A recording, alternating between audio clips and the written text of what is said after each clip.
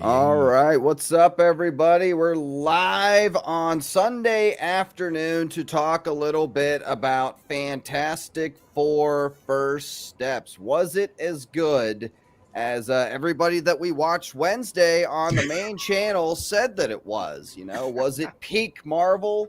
Was it a 10 out of 10? Was it a 5 out of 5? I'm going to go out on a limb. I'm going to spoil it for you guys all right now. Absolutely the fuck not, at least.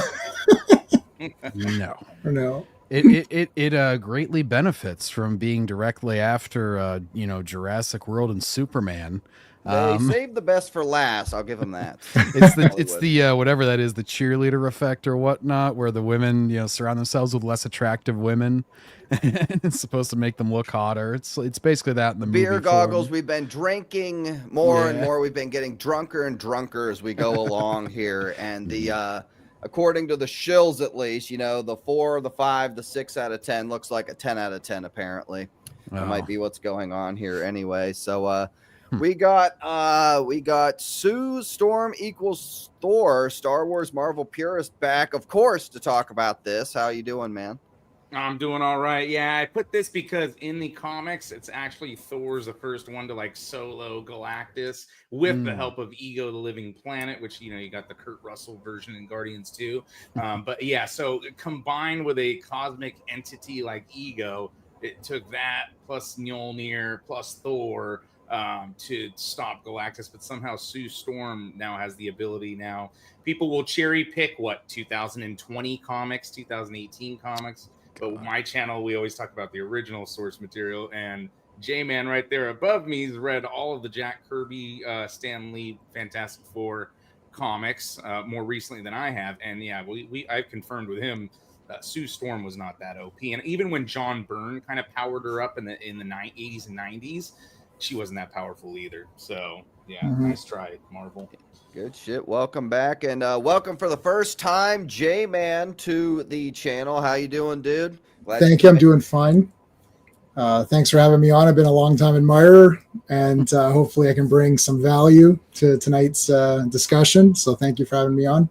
Absolutely. You came highly recommended from Mr. Purist. So look forward to hearing what you thought of the movie. And back after Superman and lesbian show, The Last of Us. Last of Us 2. John Getz, what's up, dude? Yeah, we finally get to review something without Isabella Marquand in it. Oh yeah, that's the first in a while. The odd similarity between those two properties. Yeah, and I'm of course paying homage to my favorite power displayed in the movie, which was Galactus being able to make people give birth as a superpower of his. Pregnancy beam. Speed up the process here. 9 months. When has this ever come up before? Yeah. Labor beam, yeah. Good shit. Well, so we got this. When did you guys see the movie? I saw it on Thursday. I was not able to get through it in one sitting. Oh. I wasn't. I took a 15-minute break in the first act, and I think after the second, right before the third act, somewhere in there, I took like a 45-minute break. I was getting very bored, and I unfortunately wasn't able to get through it in one sitting, which is surprising because I was able to get through Superman in one sitting. I fell asleep after the. Was it before or after the spaceship and the chase scene? I honestly, though, the first half of the movie's pretty solid. I think it has a much better start than Superman did. I think it actually tells a more simple story, keep it simple, stupid, right? So the problems, happen when you get the female Silver Surfer, and we find out that the gender swap is for no reason. It's they even introduce a love interest character for Thing that was essential in the original comic run. But they don't make it that character. They make it just some made up character. They don't make her blind. I thought the MCU was about people with disabilities and minorities and all that. So you took away the status of a blind person and made them have eyesight and then changed their name. So that was fucking weird. Yeah. So as you can see, the movie starts, you can see in the background there, starts with Sue on the toilet. Yeah. Right. Sitting down Mhm. taking a piss. So yeah, good shit. Way to start. Good shit there, Marvel. Maybe that symbolizes the post Endgame MCU. They're using symbolism here. I We bet can- Pedro. I think Pedro off camera gave that thing a little sniff, probably. We can have the comedy edit of just putting in that scene. Sue's sitting down. Yeah, so I don't know. I guess I'll just go on my little rant real quick. Forgive me, Chad. I'm kind of a little bit under the weather this weekend, so I might be bopping in and out a little bit throughout the stream. But I thought the first act was very I don't know. I've never been a big Fantastic Four fan myself, so maybe that had an impact on my lack of enjoyment of this. Maybe that's why it didn't come across as peak Marvel to me. But like this first act was very just like slow. I guess it did what it had to do. It introduced everyone. It introduced like some of the it showed highlights of some of their previous fights with other villains. Like it was a Mole Man, the Mad Thinker, Red Ghost, were a couple of them, maybe a few others. Mhm. And just very like Pura said, like I was kind of dozing off during the first act a little bit. Then it kind of, I thought the second act was the best part of the movie. Whenever they go into space to find Galactus, they find Galactus, and then that whole sequence, and then the chase, I thought was really good. And then you come to the end, the final battle, from what people were making it sound like that I was listening to, I came, I don't know about you guys, but I came at the very end of that just like that was it. Yeah, it doesn't set up. It's not a very interesting final fight because you basically have someone who's essentially invincible, and then there's no like henchman to fight. There's nothing for like them to do. Basically, like they discover that he's invincible, and then it's done. Like they only have one way to even deal with him. Yeah, they evacuate the entire city, so there's not really any stakes with him being there other than he's going to destroy he's going to kill Franklin, or he's going to devour Franklin. That's kind of the stakes, I guess. But like, so the entire city was evacuated, and then don't worry, chat, because we got and I was getting I triggered a lot of people by saying this on X, but we got an MCU finish at the end. Now, I was unaware of really Sue's story. Like I said, I'm not a big Fantastic Four guy, but even I, not a Fantastic Four fan, when she was basically pushing Galactus across New York City with telekinesis, I'm just kind of like, really? Like, this bitch can fucking do this? Like, okay. And then, so she knocks him in. So basically, we're going to get into spoilers, by the way. She's knocking him into a portal to take him to a portal to the very edge of the universe where he'll be stuck for a very long time to basically keep him away from the planet. So she pushes him into it. He starts to come out. So, we get that MCU moment. And then Silver Surf her, which didn't even really need to be a her. People are glazing that story. I didn't really find it. Just a classic number 2 villain, henchman and underling to the main villain, becomes good at the end, that we've seen a million times.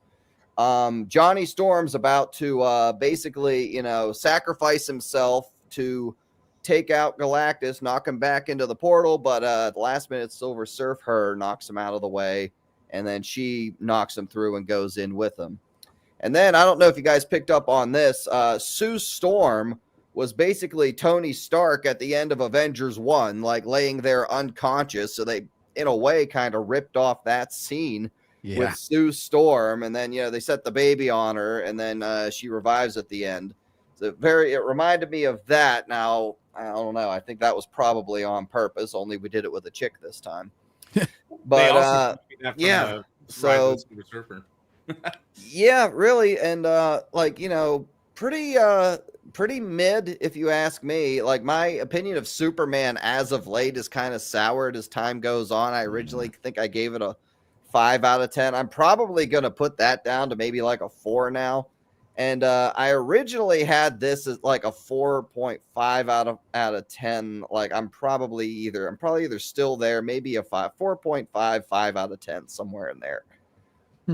is my overall score for this. But yeah, if somebody else wants to go, what did you guys think? Well, I saw it in IMAX, like opening night first showing. I go to the theater for all these movies just because that's how it is. I like to see it in the best. It's across the street from me, so I can like literally walk there. And I really hated Superman. Superman is my favorite character of anything, so I really hated that movie. I was at a 5 out of 10, and that was extremely generous. I'm probably at a 3. This movie was a movie that I could review and pick apart, whereas Superman is just, as John was saying off camera, he was saying it's basically like almost like Instagram clips, right? It was supposed to be a day in the life of Superman. Like it was supposed to be Monday morning to Monday night. That's how they originally had it, and that's when they re-edited it to remove that stuff. So at least this was a movie. So after the movie was over, I thought, okay, it's a movie. There's a beginning, middle, and end. There's characters. They work together. They complete a task. They're a family. Now I can review it as a movie. So I'm about a 6 out of 10, so a bit more favorable, only because I do like the way that the family is oriented and trying to solve a problem and working together, and they're not obnoxious a-holes who constantly like make fun of each other and turn everything into a joke. Like Superman, every time Superman was about to do something really cool, they're like a dog would hit him in the face or something stupid. Like this was like a movie. So just because it's a movie, that doesn't mean it's automatically good. And I think that's where we're at with the shills, right? Everything is, oh, wow, this was like somewhat decent. So now it's a 10 out of 10. That's not how that works. You still have to be a normal movie. Then we can start rating it. You can't even rate Superman or any of these other movies like Eternals, or like I'd give Eternals a 1 out of 10 if you want comparison to how I used to. I would literally give that a 1 out of 10. Black Panther 2 is probably like maybe a 1 or 1.5 out of 10. So that's where I'm at with those movies because they're just unwatchable. Wow, racist. Okay. Yeah, big time. put it down. My wife is Indian. I've got the by the way, I got the get out of jail free card. My uncle's native. My wife is from India. Like I've got every race ever in my house. So I've got I can say anything I want. No, but I think Grizzy, you've touched upon a lot of points, like where it's not so much that Sue is overpowered, it's that Galactus is depowered. He's depowered to such low, like I can't even explain. It's really dumbing it down. They basically took a unique story, a fantastic story in the comics, one of the best, and they've dumbed it down for a normie audience. But even a normie audience should question some of the decisions made. Like, you know, it's a Silver Age thing to be like, oh, we can just teleport the Earth. Reed, how's that going to work? Like, that's weird. Teleporting Galactus is an interesting concept. Sure. Franklin, I don't really know. You guys are saying that he wanted to eat Franklin. I thought he wanted to get Franklin to absorb his hunger, and then Franklin wouldn't be able to absorb the hunger, and then he would die from just absorbing all that, but then Galactus would be free of the hunger. In a way, Franklin would be dying to save multiple worlds, but you don't trade lives, as Captain America said. That's fine. But yeah, it's weird. The story is muddled. It's not peak Marvel, because if it was peak Marvel, we all agree that Winter Soldier is great. We all agree that Captain America is good. Avengers 1. If we all agree that these movies are great, then that would be peak Marvel, because the normies like it, and the fans, and the people that actually critique films. If everyone comes together, then that's the peak. So this is definitely not the peak. God, I don't know. Like, I will watch it again. This is one of I haven't watched any movie since Endgame a second time. I've watched it, I reviewed it, and then I forgot about it. So I will rewatch this movie. That's the most positive thing I can say, and then maybe nitpick it a bit more. I don't know, but. Any Marvel movie, or just any movie in general? Any Marvel movie? Oh God, no! I watched Once Upon a Time in Hollywood at like 400 times or something. So yeah, I got almost 4,000 Blu-rays. I'm a super like mega nerd collector, of movies. So yeah, no, I get a lot of the Blu-rays, and it was funny. Like Top Gun Maverick was like the one where I was like, oh, that's right. I used to go to movies like 2, 3, 4 times in a theater if I really loved them. And that was the one that like rekindled that just so briefly. That was a great film. Understood the audience, understood what you're supposed to do in a movie. Characters were on point. Like my brother hates going to the theaters, and he got out of the theater for that, and he was like, holy shit, that was awesome. So John, that's perfectly said. Like that's what it used to. You walked out of Winter Soldier like, holy fuck, what the hell? That was fucking awesome. Like that's what Star Wars, all of these things that you guys have talked about so much, all of these things have gone down because of that reason. You walked out of Jedi. I saw it in the theater as a kid. I was like, this is the greatest thing I've ever experienced in my life. And it's still the greatest thing. Like even 40 years later, you're like, this is so even if this movie is okay, what does it mean? Like, who cares, right? Like the standards are gone for MCU. That's the other. Problem. Yeah. So did you gave it a 6 out of 10? I gave it a 6 out of 10. Look, I'm a bit of a shill. I know that's like the bad word.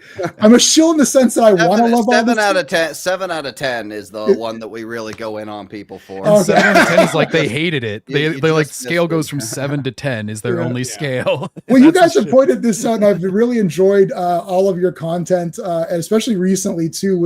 And I love the idea of you guys going live and doing it. It's really cool, but I love that you're showing these people, and you can see they're so disingenuous, because even if they really did love it, they would speak in a more excited tone, not the same exact tone across the board for all movies and shows. They watch Skeleton Crew. Wow, this was great. Like, really, it sucks. It's like, wow, Andor was great. I watched one episode of Andor season 1, episode 1. I'm like, I'm done. This is boring. They're always the same level of excitement. Surely there's different levels of excitement. Like, I like Winter Soldier better than Iron Man. I talk positively about both movies, but if you ask me about Winter Soldier, I'm like, oh yeah, fuck, that was awesome. Iron Man, I'm like, yeah, that was a really cool movie, but different levels, like clearly they're lying. Different levels of awesomeness. Levels of awesome.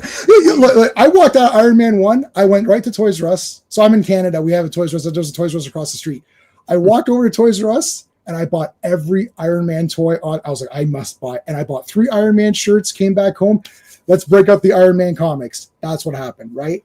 When I saw, I don't know, Eternals, I was just like, wow, Jack Kirby's memory has been disgraced. And this is an absolute FU to one of the greatest the greatest comic book creator of all time, and also one of the greatest pop culture icons of all time. Thank you guys for destroying Jack Kirby. At least this movie at the end had a Jack Kirby quote, and we saw Stan and Jack as a quick cameo.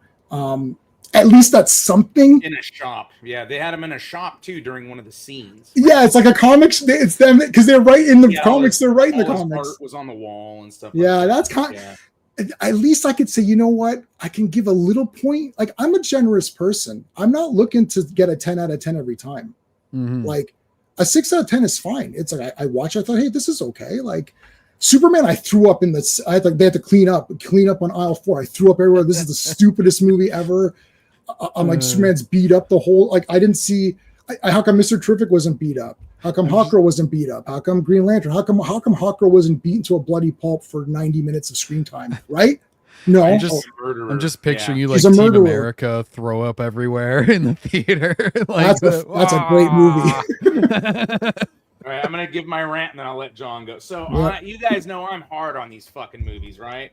I actually give this movie a 6 out of 10 also, which on the purest scale, you guys know 5 is just, that's average, right? That's what all the shills say, 7 out of 10, whatever. So I think this is better than okay. Like, it's pretty good, right? Like, but it's not, it could have been a 9 easily. Like, they had everything. All they had to do was not be afraid to make it a comic, like a real comic book, like, not like the shills, like, oh, it felt like I was in a comic store and oh, they ripped this up. No, you could have actually used an original comic story they based the movie off of. It's only 3 comics. That's not even enough comics to fill a 2-hour movie. They could have kept the scene of them going to the spaceship, the Ta-2, which is something I wanted to see in this movie and I saw. They could have kept the chase scene, like Grizzy said, pretty fucking cool. Had a good sci-fi elements. They're doing different shit on the ship. It's not just somebody magically piloting a ship. You got Johnny trying to shoot the fucking Silver Surfer down. You got Reed trying to calculate shit. You got Ben trying to fly it. We got Sue Storm, who had fucking her labor induced by Galactus. Like, there's shit going on, and they're working together as a team. They also kind of did that in the beginning of the movie. They were like staving people. She would lift up like a broken railway of a train, and then Johnny Storm would come by and they'd torch it together. He'd weld it back together, save some people. That's what they should have done at the ending of the movie. Instead of making it this Sue Storm doing it all on her own, they could have done like fastball special, like with Colossus and Wolverine, right? They could have had Mr. Fantastic go into a tight ball like he does in the comics, and you could have had Thing fucking throw him at Galactus while Johnny Storm's blasting him in the face with fire, while Sue Storm's pushing with her, like, and done kind of what they were trying to show that they could do in the beginning of the movie, but they didn't follow through with it at the end because they had to make Sue Storm and the Silver Surfer, and people can say that they weren't doing that, but they are. So we're like getting conditioned now. Hey, it's not blatantly. It's kind of like when Thunderbolts came out, right? Hey, this one's not woke. None of these characters are. Wait a minute, they already sex swapped and race swapped these characters in their last movie, so it doesn't count now because they already did the change. So now you're supposed to, and that's what the left does in politics, right? So you move the goalpost over, and then you start debating from their position, and then you think you won the debate, but you already lost because you let the premise change the whole fucking place where the goalposts were at. But anyways, the movie is actually like competently kind of written. Like, now the story is very dumbed down, but look at right here, this scene right here. He meets this chick. She could have been Alicia Masters, who's the main person in the actual comic run, and she's supposed to be blind. Now, I thought the MCU was about fucking like people with disabilities and minorities and all that shit. So they took away the agency of a blind person. They changed her fucking name. But they could have used her because in the actual comics, Silver Surfer, like, gets knocked down by the Thing. He gets all fucked up. And she, like, he goes into her apartment or whatever. And then she like shows him humanity. And it reminds him of Zenlaw, his home planet, which makes him realize, oh shit, the human race and all these races and all these planets that we've been devastating, they're not very different from my own, and da-da-da-da-da, right? So you learn the moral lesson and all that shit. In the beginning of this movie, they have the Galactus just comes with the fucking Silver Surfer, and she announces, hey, we're going to be invading the Earth. We're going to fucking come destroy your planet. Now go make a plan and we'll be back, right? Like, in the comics, they had the Watcher, which is already in the MCU lore. He's in the What If movies and shit. Oh, and yes. He's trying to hide the planet Earth from the Silver Surfer because he wants to preserve mankind and humanity. And the Silver Surfer, like, people freak out because there's fire in the sky. So he then changes it to rocks, like an asteroid field, because people are blaming Human Torch and all this shit. And but at least then Galactus doesn't look like a fucking retard in the comics, because he's not like, hey, here's my evil plan. Make a fucking counter to what I'm gonna do, right? So they could have leaned into that, and they could have, adapted that. Why not? You're putting all this money in your budget to make Galactus. The Watcher, you just make a big and large human. Like, it's not like the detail and the amount of money to be spent on that versus Galactus is minimal, right? And then they get the ultimate nullifier in the comics, right? And this is a cosmic thing that Galactus has that's super fucking OP, and he's like, what the fuck are you doing? You're just a fucking even though Reed Richards is smart as fuck, you're just a dumb fucking earthling. You don't understand the grasp of the power, which the Watcher tells him, don't turn it all the way up, you could destroy space and time, right? Freaks Galactus the fuck out to where he makes an agreement that he will leave the Earth alone and shit, right? Well, that's already been done. Well, it's never been done on the movie screen. We didn't see that in the original Fantastic Four movie. So if you're trying to be original, use the actual original source material that they didn't use when Fox made it. It's different. It's not been shown before, but they fucking don't want to like lean into that. And then what they could have done with that, they send Human Torch on a trip. And they could have done a trippy, like, think of Doctor Strange 1, right? When the MCU actually had good movies. They could have done some trippy ass shit with him going into space, maybe going through like a fucking nebula, quasar, like just different space shit. And they could have leaned into what they did. Have the Kirby crackle, have all the crackle everywhere as a tribute. Like, that's cool. And they already did that in the movie when they were escaping the fucking Tatu spaceship. So they had already leaned into it and actually done a pretty good job. So they could have then reiterated that, done a different kind of scene while the rest of them are trying to hold Galactus at bay and shit. So, like, again, they could have just adapted the movie, kept the cool scenes that me, Grizzy, and J-Man, and I'm pretty sure John thought were pretty cool in the movie, and then had them operate as a team to hold him off until fucking he gets back, and then you use the fucking special fucking ultimate nullifier, which holds Galactus at bay, whatever. So they didn't do any of that shit. They had to lean into all the other shit that there's no need to gender swap Shalabal. It was just done to be done, So And they could have had Reed. Maybe they could have said the nullifier was damaged, and then Reed has to repair it just to give him an extra thing at the end. yeah, Right? Like you could easily see you just fixed up the movie by going to the source material, which could have been done. Superman, you need to reshoot the entire thing and just scrap it. But anyway, this movie you could salvage some stuff. Story though, yeah, they could have actually gone somewhere with it. Mhm. And then so people are like complaining about the fucking the Franklin Richards shit, which I didn't like either. I don't think you start with Franklin Richards, but what they did do though that they could use now that they're going to introduce Doctor Doom and all that, he could use Franklin to do like a changed version of him taking Galactus's powers away, because in the original Secret Wars, which the Russo brothers actually like, as opposed to the Hickman trash one, Doctor Doom creates his own machine and he fucking takes Galactus's power before he then goes and takes the Beyonder's power. So like they could be setting that shit up. So like I said, I mean, it's not good, but it's not terrible. Like it had everything in place, but they couldn't leave well enough alone. They had to make Sue Storm be the one at the end. It was literally a Rose Tico moment. I know people are going to argue and tell you, no, but this one's a little different than what Rose, it's the same fucking shit, dude. Like really, yeah. You could have had Johnny not been the one that knocked him in, and then Silver Surfer came and grabbed him or something and scooped him out of the fucking black hole as Galactus is falling into it or something, right? There's a way they could have done it to where Johnny Storm still did like some cool shit. So I was kind of surprised with the actor that played Johnny Storm. I didn't think I was going to like him very much. I don't think he was that bad. Like he wasn't like, he wasn't terrible. I think Chris Evans was a much better Human Torch though. 100% on that. Yeah. So I don't know. I'll let John take the floor so I don't filibuster the conversation, and I'll in a minute.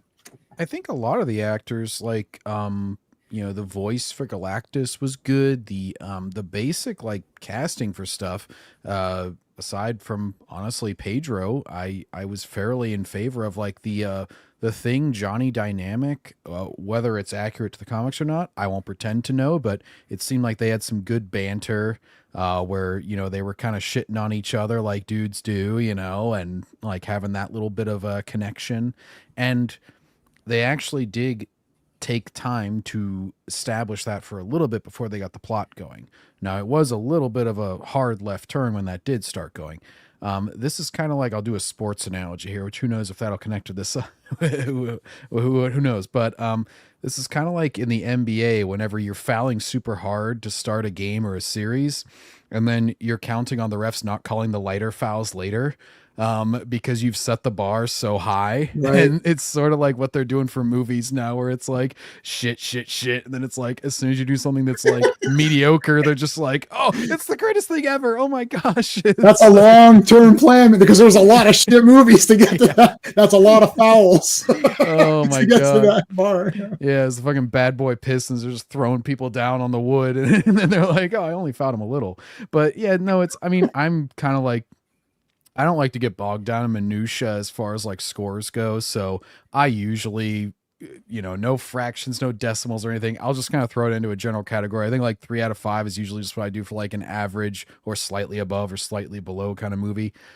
As of right now, I'd probably say it's like a perfectly mediocre, like right in the middle kind of movie. Yeah. Whereas like Superman was like a 1 or a 2 out of 5. It's like, I have to decide if that would appeal to anybody really, in an honest way. Whereas Superman, it's like, oh, you could have picked one of these storylines that you touched on for 5 seconds and made the movie about that, and maybe it would have been coherent enough. This one's more like, I would have tweaked a number of things to honestly like make it more cinematic and made it like a more exciting finale. A lot of which, purist the storyline that he was just going over sounds infinitely more interesting.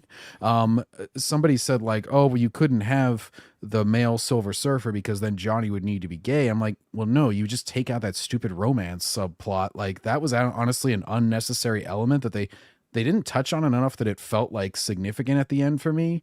Like they didn't really establish their relationship. They chatted like plot for a couple times. Basically, they didn't really chat like their relationship, but then they also tried to have the emotional payoff of it, and it was like so underdeveloped that I was just like, well, I don't give a shit. Just have them like have the Silver Surfer more developed so that it's just them like existentially or philosophically like coming to the end of their character arc whenever they save everybody. And yeah, have the team like pushing Galactus into the portal constantly, like have the Thing knock him back a little bit, and then Johnny comes in and blasts him so he can't regain ground, and then like maybe Silver Surfer is like the final push that's like, oh, we're all out of like he slapped the Thing away and everything, we need to have, somebody needs to do something, and it's like, oh, they managed to be the final like straw that breaks the camel's back, and they get him in there. But yeah, there's it's a lot of missed opportunities, but it's more mediocre than like offensively bad. And Pedro, here's my main criticism on a simple fix. Pedro said that he hated how he looked clean shaven. I think your facial hair game is fucking weak, Pedro. Shave that shit or manage to grow a full beard. My God, it's so annoying having your half-assed. Anyways. Yeah, it didn't have the I remember Superman had like the really annoying and like really bad like plot contrivances, like the chick, like Luthor's plan being revealed for the fucking selfie thought. Oh like God. I thought that was the stupidest thing. Like so like this doesn't have any of that. Like the only thing close to that I recall was like I remember just like kind of like took me out like why do they even tell like everyone on Earth that like why didn't they just say, oh, we couldn't come to a deal with Galactus, we gotta work on defeating him? Say like, oh, we could have prevented him from coming if we telling everyone on Earth the deal with the child. I just like felt like that was just they just did that to create some unnecessary drama or something to have people turn against him. I think like any real person in that situation would have just left that part of it out. Yeah, we couldn't come to a deal with him. Well, and that's like fully develop that if you're going to do that. Instead, they resolve it by having Sue just walk out, say, hey, we're all family. Look, I've got a CGI baby.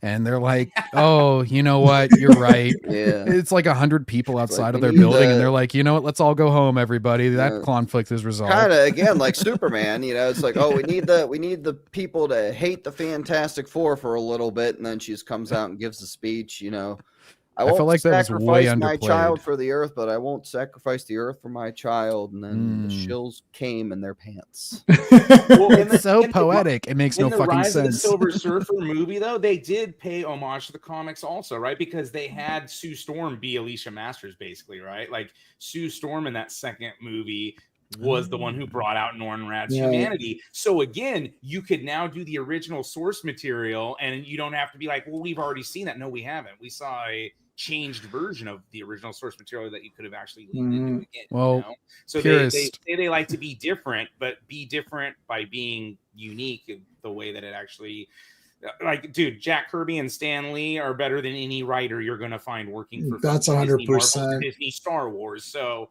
why are we skipping ahead to like hack pretentious pseudo intellectuals like Jonathan Hickman and using their story, or people like fucking Chip Zdarsky is it, and the fucking who the other Daredevil writer, like, dude.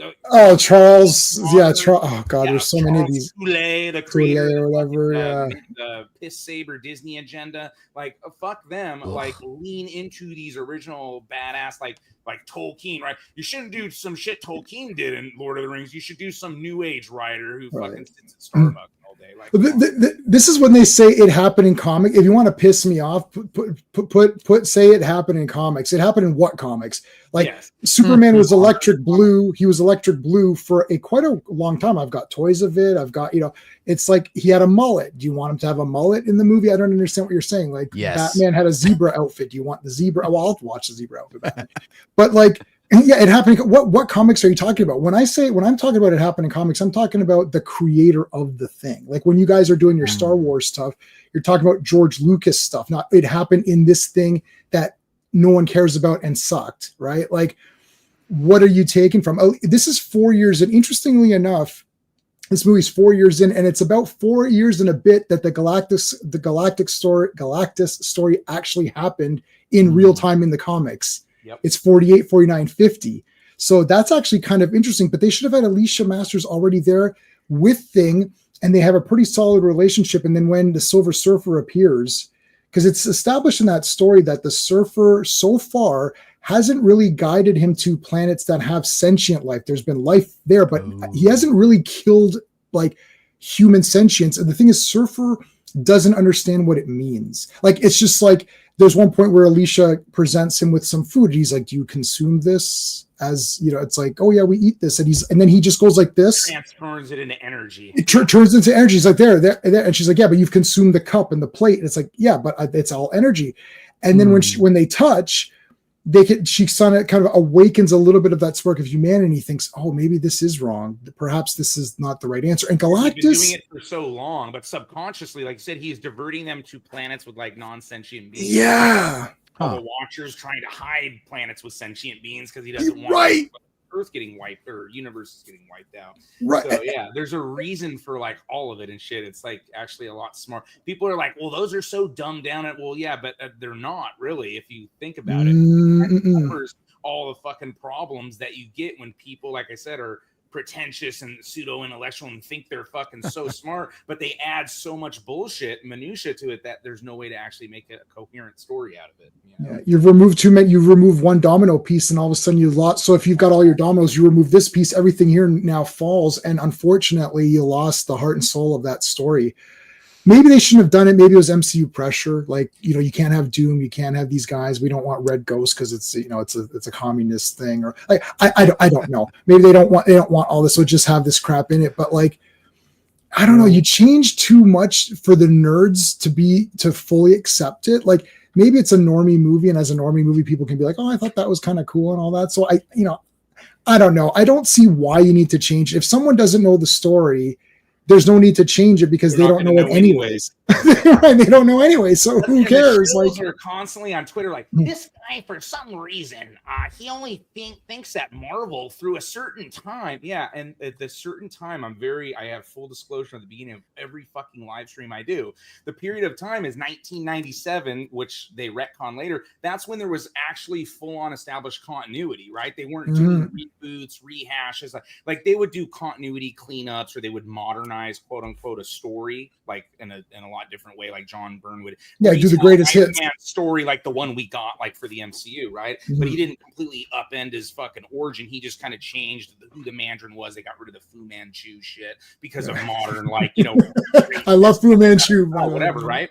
So but there was an actual continuity to everything and shit, and that's why in Star Wars we talk about the expanded universe. No matter what, like, hey, this one story, this happened. Yeah, but there's no other universe created anywhere that cared so much about keeping all that continuity in check and stuff. And Marvel, for the most part, was kind of like that as well. So it's not just I make up a number. No, things started happening. Like they rebooted the fucking X-Men and started giving people like Professor X had telepathy powers in the womb, which the X gene doesn't kick in until you hit puberty and shit. Right, so that's fake. So and then Cassandra Cain, just to say, look how cool Cassandra Nova is and shit. Right, Cassandra Nova, destroying the original lore to try to one up and show how smart they are, and they fucking destroy it in the process. So it's actually a lack of creativity to redo things. It actually takes more creativity to continue something that's already been established, because you need to.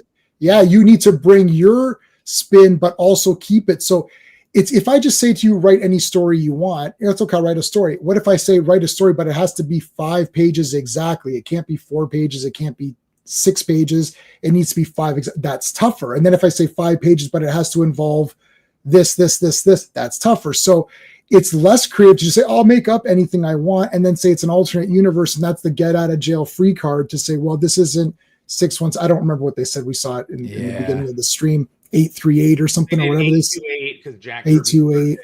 Sure, yeah, okay. So they gave it I mean, they're paying homage to Jack Kirby by making a female server. Right, yeah, right, exactly. Well, and that's what homage to Jack. Right. Yeah, like Pierce, that's what they do a lot of times, where it's like either aesthetic stuff or it's like a little reference or something, and then people like freak out and are like, this is so faithful. And I'm just like, that does not make it faithful. Like the bones of the story in the writing that you were just talking about, that's what makes the story memorable. That's why people fell in love with the story. It's not because it had, you know, this color of uniform or whatever. Like, it's cool to keep that stuff faithful too. I don't want them to have rainbow uniforms or whatever, but that's so easy and quick and not really substantive. You need to have the substance be the same if you really want to pay homage to it, because this is why I'm thankful that like a lot of like the manga and stuff that I love. Well, now Akira Toriyama has passed away, unfortunately, so Yeah. we'll see how that turns out. But like for the most part, they're only old enough that they have had the original authors. Like One Piece has had the same author since beginning. 97. Yeah. And he's just been doing it like basically weekly that whole time. Yeah. And so they haven't had a chance to bastardize it yet. It's been one run by the same They usually guy. don't though with manga. I'm a manga guy. I'm a manga guy, but like Mm. old school, like Lone Wolf and Cub is my favorite, and I like Basilisk and some of these ones, these older ones. And yeah, that's the reason why manga does well, because it's always one creator's vision throughout the entire thing, and they usually when they're done, the whole thing is done. When it's done, it's done. It's done. They don't go, Right. let's spin it off, destroy everything, restart.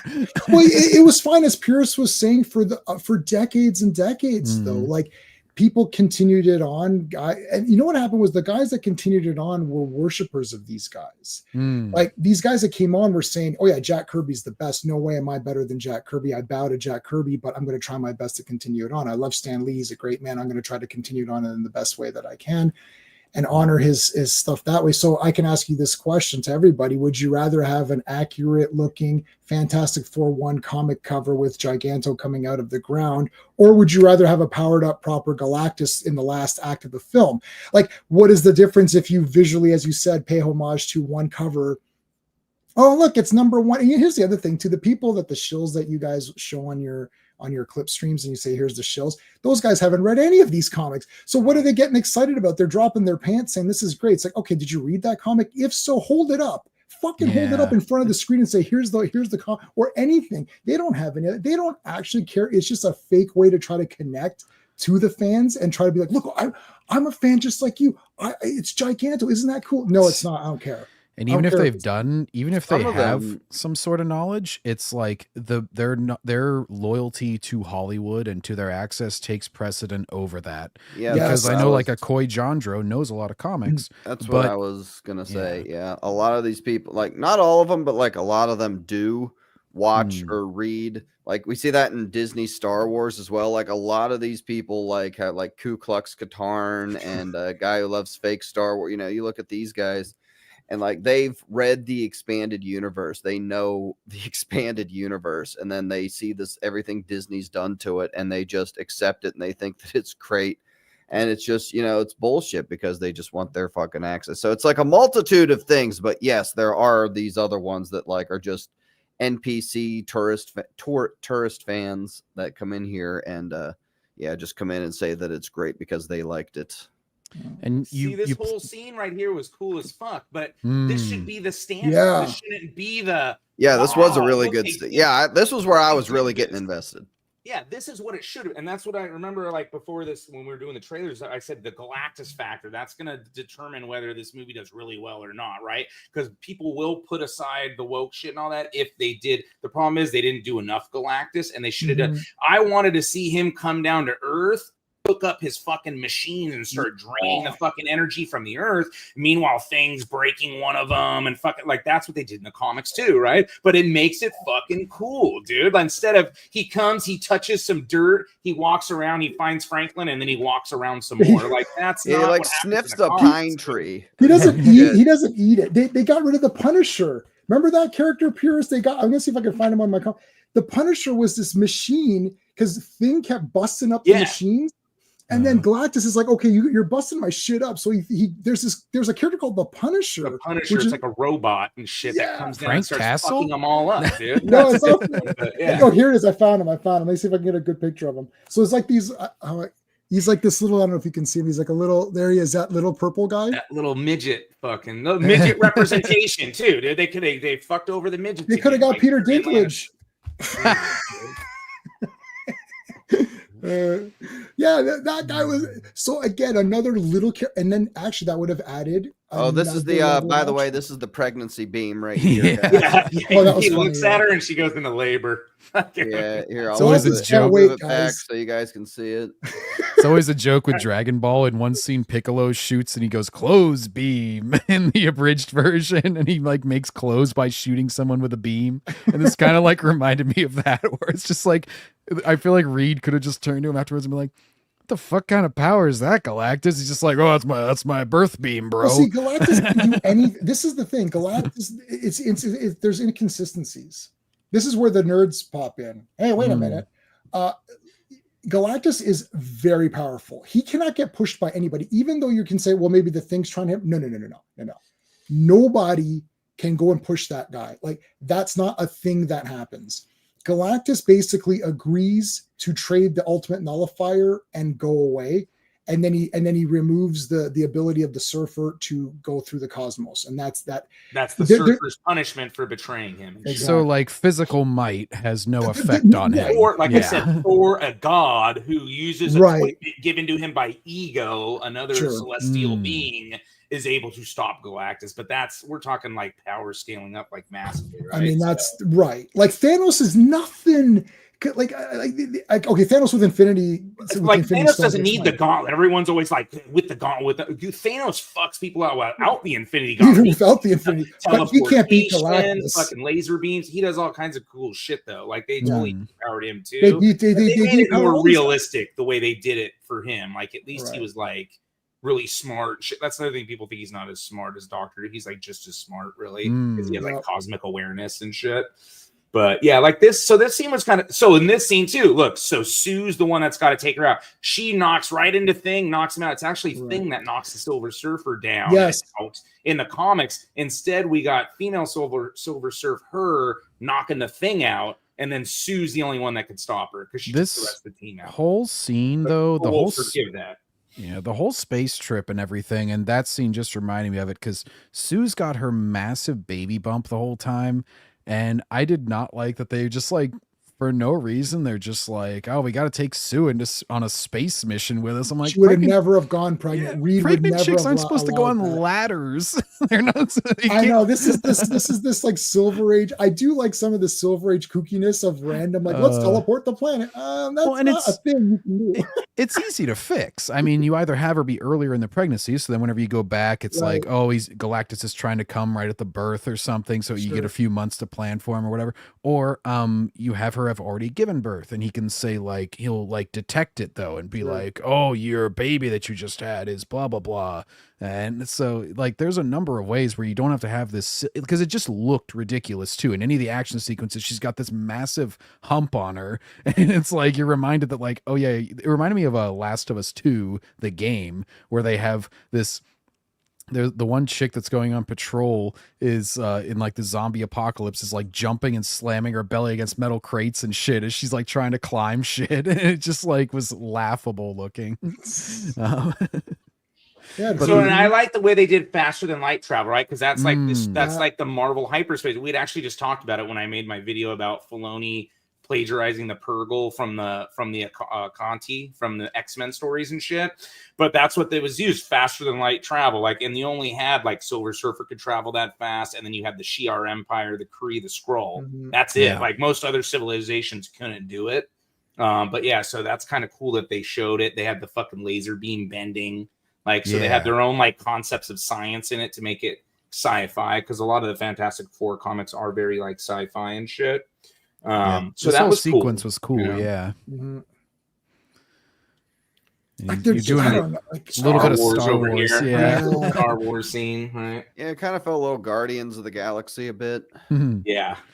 But this was when I was like, pretty much on board with the movie. And then Silver Surfer, I did think whenever she first showed up, like in the street, and like one of the first shots they show of her is from behind. I just thought her hair looked really stupid, in particular the way that they did the effect, because it looked like just super heavily gelled and just like stuck there. Right? And I thought of like a PS3 game before they had any hair physics, where it was just like the characters were locked in that plastic mold. Yeah.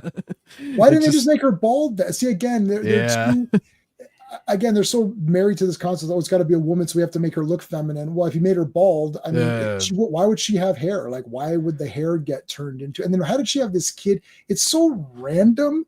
It's such a random nonsense insert. Like, why even have that? Like, and the kid with no dad, right? She's a single mom. So they couldn't even make it Norrin Rad be the husband that stayed behind. I mean, I don't know if I would have liked that either, but fuck, I mean. Instead she's the single mom, like I don't know, fucking weird, dude. But this was cool. And then they even tricked her, right? So they use Reed smarts, like, hey, if we can get her close enough, Sue's going to turn the space invisible. So they're using teamwork and shit again. That's what makes them the Fantastic Four, not the Fantastic One.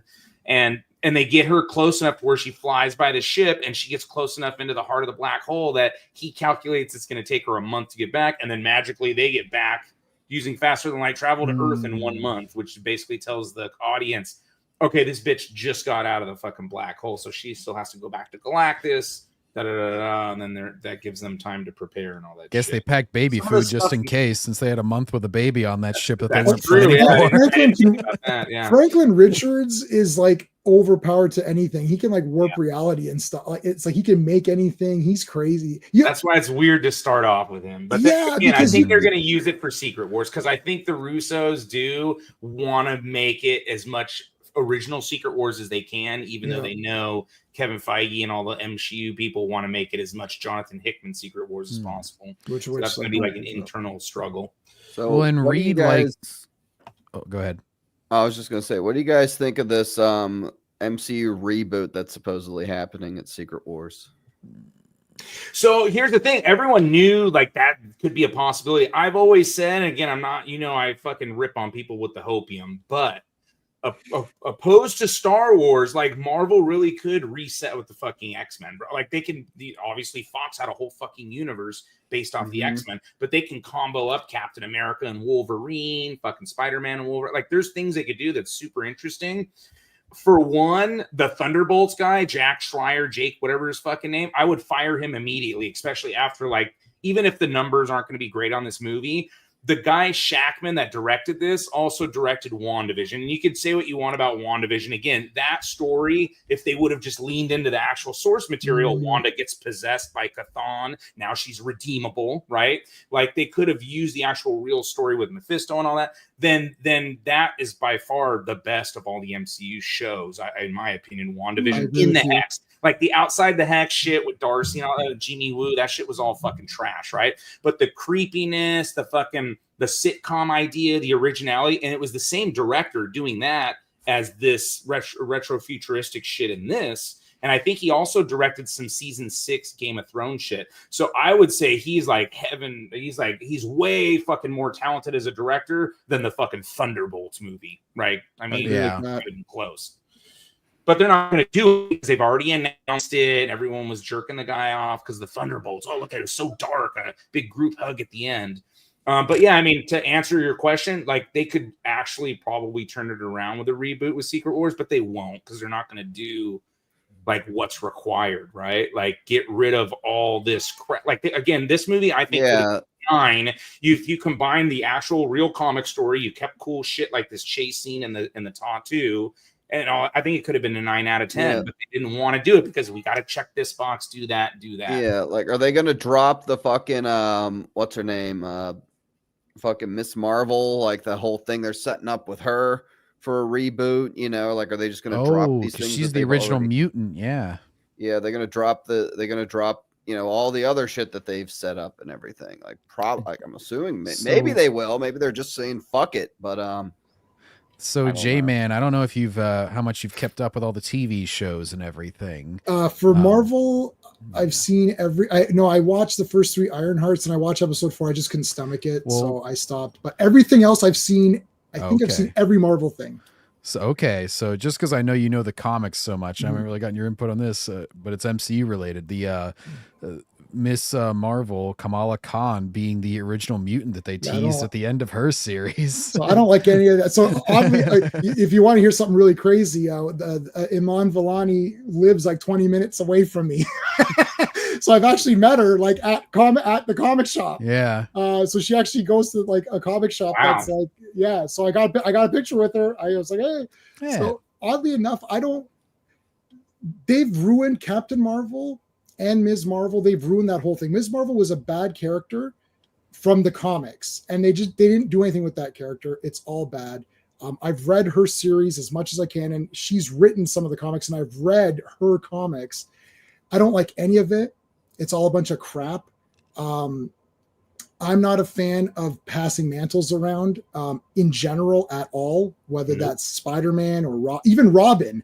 Like, when Dick Grayson grows up, he's Robin. I don't understand. Like I'm a Robin, Earth 2 Robin. I like Robin. Like, Yeah. He became Nightwing. Like, I guess so, right? And now Robin is the name of Batman's assistant, right? In whatever form that takes. So I don't like these mantles being passed around. Ms. Marvel, the original Carol Danvers Ms. Marvel, that first series. Chris Claremont, baby. That was awesome. Great, dude. That was the awesome. CGI baby. Shit. You got Mystique, fucking Oh, Rogue, shit, the introduction yeah. of Rogue. Like, there are all kinds of cool shit going on. That was awesome. And I've got that. Like, I got number 1 of that series. I had most of it. I think I sold it, but I kept number 1. Anyways. And even if you go to like Ultimate Alliance 1 and 2, Ms. Marvel, she's got a big rat. Like they played into like the femininity of the character, binary, right? so she's binary and all that. Yeah, she wasn't this girl boss like type shit. Like she was not like that at all, dude. And the whole thing with Rogue putting her in a coma and the possession and the multiple personality, like the shifting between the psyches and shit. That shit was all super interesting in the 80s, dude. Like, so really why didn't they do that? See, my problem with the Captain Marvel movie, you guys have all you guys have the problems with saying, oh, the movie is terrible, it's woke, and it's trash. That's a separate issue. I'm more upset at the ruination of a character that I thought was really cool. So I'm actually more upset than you guys are upset for different reasons. The movie's not very good anyways. That's a standard, but I don't like that. And the Ms. Marvel very diverse 1960s right here as well. Oh, yeah. That's that. It is Earth, whatever like, it is. It's a different Earth, right? You see how it's infected from playing and watching like early 2000s or earlier kind of stuff where it's like it's not made to be like offensive to anybody, obviously. So the fact that you changed it supposedly for one reason, to make it like more palatable or more accepted to more groups of people, but you didn't have to shit all over the story while you were doing that.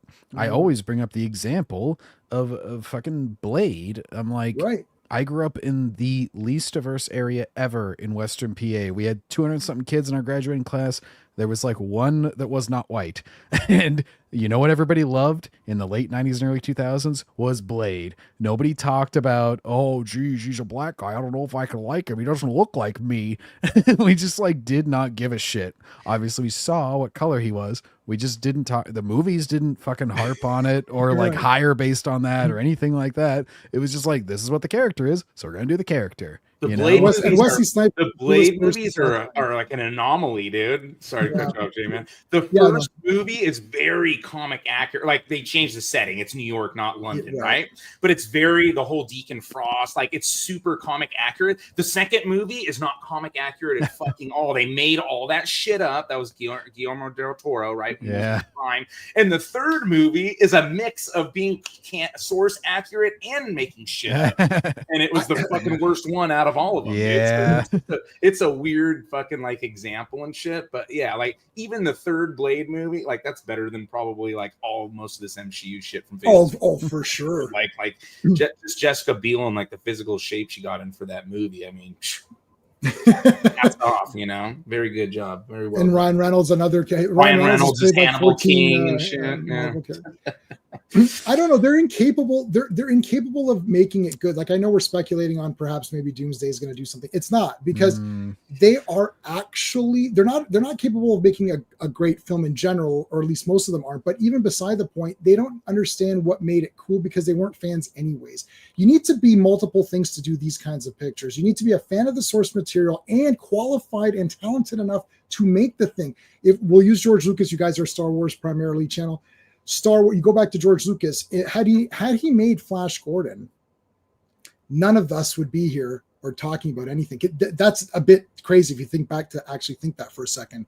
Yeah. The fact that he didn't get to do that, he's like, I'm going to take my love of Kurosawa films, and just a note for you guys, Kurosawa, I've seen probably like 10 or 12 of his movies, and I own 11 of them. There's no white people in any of them, so just to let you know. So he obviously he was against white people. But in any case, they take the best of Kurosawa, they take the best of Westerns, they take the best of science fiction, those classic sci-fi, put it together, create a new world, right? Use Joseph Campbell's exactly. All of that stuff together into this new thing that's going to now bring all these fans together. The diversity of Star Wars is not the diversity of the product, the diversity of the people that love it and brought people together. So, okay, anyways, so that's there. So where is that? Like, even if, let's say this movie was awesome, let's say this was 10 out of 10, and then let's say the next one is 10 out of 10. Okay, but what does that mean? It doesn't matter because it's a damaged brand. Like people keep saying Star Wars is back. I've seen this many times when you guys clip these people. It's back. It's back. Firstly, if you're saying it's back, then you have admitted that it's gone. Exactly. When you're the one saying all of it's good. Yeah. You're the one saying all of it's good. So it's not back. Firstly, it's not going to be back. It would have to be back by someone coming up saying, hi, everything we've made since we bought the product from George is gone. We're erasing all of it. It's all trash. I don't care. I kind of liked Mandalorian. That's great. I don't care. It's gone. I kind of like Rogue One. It's gone. Sorry. Man's gatekeeping, folks. Get rid of all this shit. And then they're going to, gatekeeping. No. I like Rogue One and I like the first 2 seasons of Mandalorian. So you can show me up if you want to put me on the show clips. It's like, I'm okay. Listen, but it's not Star Wars. I'm allowed to like something that's not Star Wars and still think it's got merits, right? But it's not real Star Wars. And same with real Star Wars. I could say this is really, if I read, I don't know, I haven't read all the EU books. I've read like maybe 6 or something. But let's say I read one and didn't think it was that good. I could say, well, I don't think that one's that good, right? I'm allowed to say that, Anyways, that's the only way. They have to come out and say, look, it's all trash. This MCU, they've got to say, we're done. We're starting all fucked up. We overreached. Well, look at the X-Men movies. Like, there's some great, there's some awesome movies in there. But once you reach that point on the timeline where you're getting into the Dark Phoenixes, not X-Men 3, I mean like the movie that was actually called Dark Phoenix, and you're getting into the apocalypses and everything. It's like they rebooted that shit and they wipe it out because even though I love Days of Future Past. I know that's not comic accurate. I didn't like that. but I love like the performances and the scene with like Xavier talking to himself and that sort of stuff. There's, it's like, but I'm like, sacrifice that. Like, I got the Blu-ray. It's fine. I can watch the movie if I want. I don't need it to be part of every timeline moving forward. And this is why like rebooting will not help it, because as Purist was going over, like they're propping up the wrong people as far as creatives and stuff goes. Exactly. So it's not going to fix the problem if you don't. You got a clean house. This is what I always say with like Star Wars too, where it's like, you can have a clean slate or go to a different time period as much as you want. Guess what? Your timeline still sucks. After it's always going to end with fucking Jake Skywalker. So it's always tainted. You could make the most amazing movie of all time. If I know that it ends with that, it's tainted. And then you're also never punishing the people who fucked it up in the first place by saying like, we apologize. All these people have been fired. We are restarting with a clean slate. Like, that is legit the only way I could give you a second chance is if you said like, sorry to all the fans that we've called all these things and we fired all these people that are responsible because they did it badly. Fired a lot of people. They just haven't fired Kevin Feige like that. And that's kind of like who needs to be fired. It's kind of like, even if you're not a bad coach, right? But your football team loses season after season after season. Get him out. You get rid of the motherfucker and just put a new head figure out there, right? Chicago Bulls went to the conference finals the year before that they fired their coach, and then they won 6 championships. Take their example, Marvel. So I think this is where I fell asleep during this part of the movie too, because this is where it gets real fucking boring. It's like them trying to solve this problem. Like Grizzy said, like you wouldn't announce like, hey, all we had to do was give our kid up, but we're like, fuck the earth. Like, we're not going to do that. Like, you wouldn't announce that to the fucking world. This is my favorite scene. Yeah. Where there's like 100 people. Linguistically figure out the message and all that, like, because I understand like what they're trying to do, like, hey, Reed's got all this shit on his plate, they just had a kid, we're all fucked, and he's like, I'm gonna try to figure this shit out on my own because this guy like worries about shit as it is, and that was cool and all that, but it's like at the end of the day, one, I don't think he would have been able to figure the fucking language out that quickly, and two, like, what did it really do? Like, I mean, I guess you could say it convinces her or whatever, but I don't know. It doesn't have like that emotional tie like we were talking about in the comics where it's like, oh, this is humanity and shit. And like Alicia like unlocks Norrin Rad's like memory of what it's like to be like a human being type fucking entity and shit. So it feels like it's a really cheap, quick way to try to achieve, like, it's too abbreviated. And the Silver Surfer is not in the movie enough where you can have an emotional payoff for her, but she's not in it so little that it's like, well, you wasted a lot of time with her still, even though you Like whenever Johnny and her are flying on Galactus' planet, you should have had a deeper, longer conversation if you wanted to build that up. Instead, he's just kind of like, so what does Galactus do? Oh, he does this, and this. It's like plot-heavy discussion. It's not deepening their relationship to where it's actually believable what happens. Yeah, Rise of Silver Surfer. They disconnect him from the board. Norrin Radd's captured. Sue Storm goes over to him invisibly and starts talking to him, and he talks about Shalabal, his love, his planet of Zen Law. You get his origin story without showing a little cheap-ass reshot at the last minute. Here's Shalabal on her planet as a single mom. Like, oh, we lost you. Okay, it's him. It's like, is it? Yeah, so I understand what he's saying. It's like this cheap thing. Like it meant more the way that they did it in the Rise movie, because you have him like, and talking to Sue, and he like shows his humanity and shit, and that also adapts from other comics. Now they didn't do it exactly the same way, but Doctor Doom disconnecting him from his board, that comic run happens about 10 comics after the Galactus comic.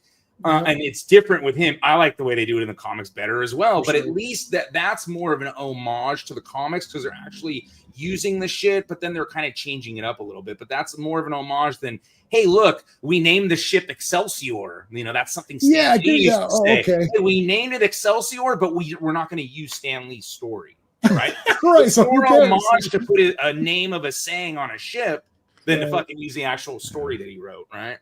Well, weird. And there's kind of a reason we can go on these tangents while we're, reviewing the movie. It's because there's not a whole lot that happens, and they could have, during this part, they could have emotionally like explored a lot more.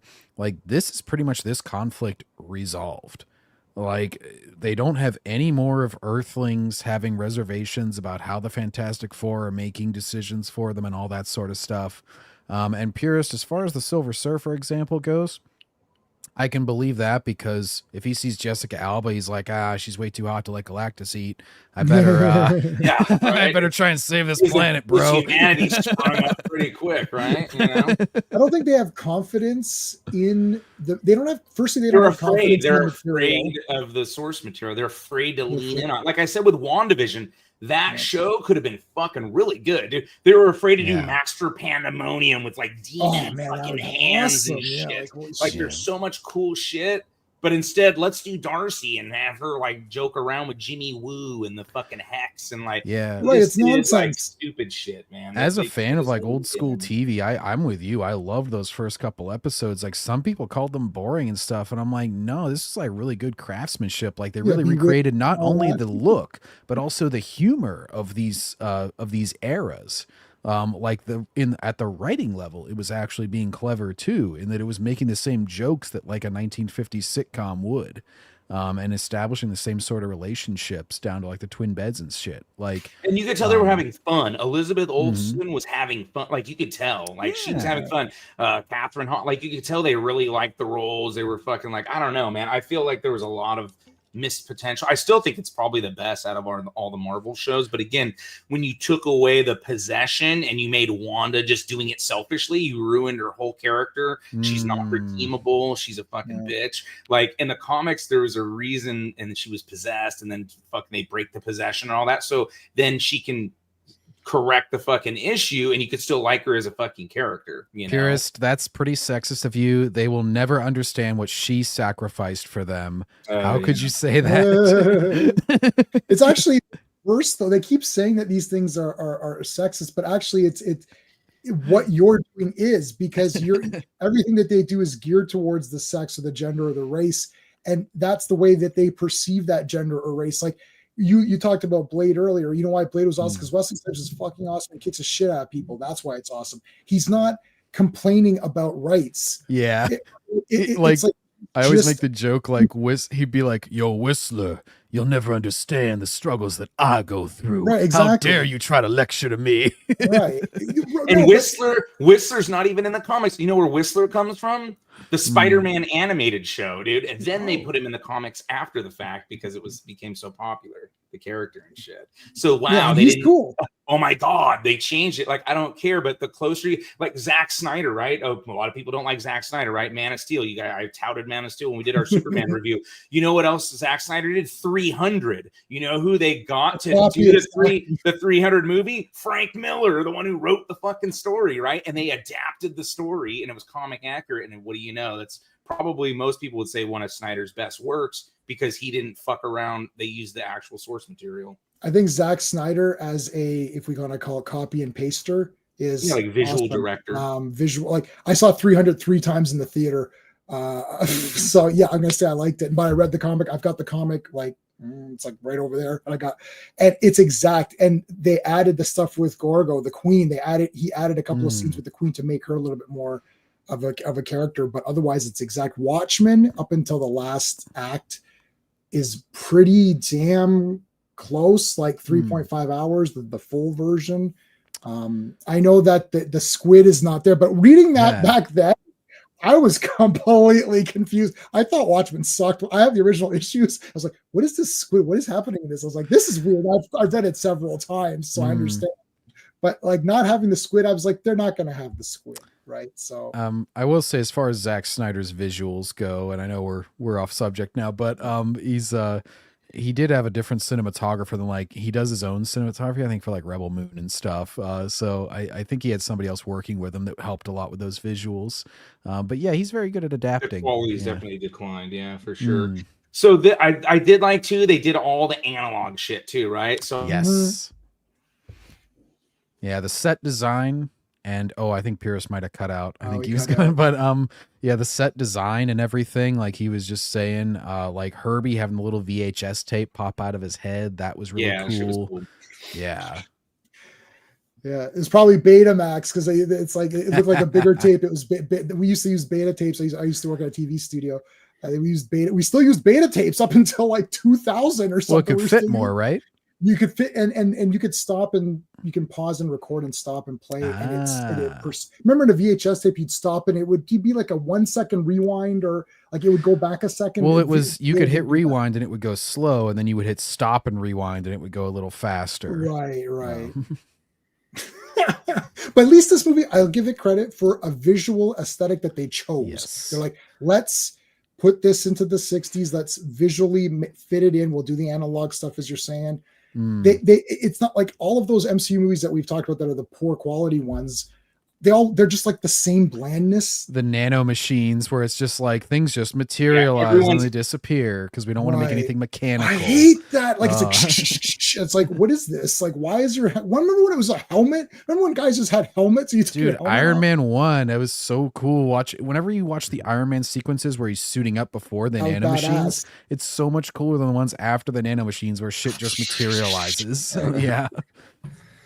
Like whenever he falls out of the tower in Avengers 1 and he's got like, it flies down and catches up with him and he's got the wrists and he's like that. Yeah. Like that's awesome. Yeah. But yeah, could have been.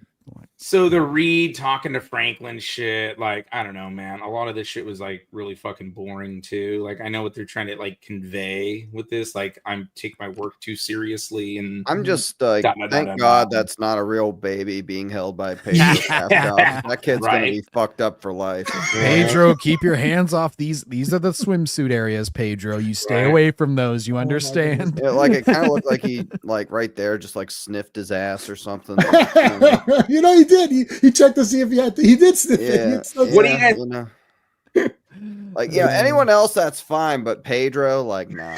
I'm surprised Pedro didn't get a medal from Joe Biden. They seem to like to do the similar touchy. I didn't hate Pedro.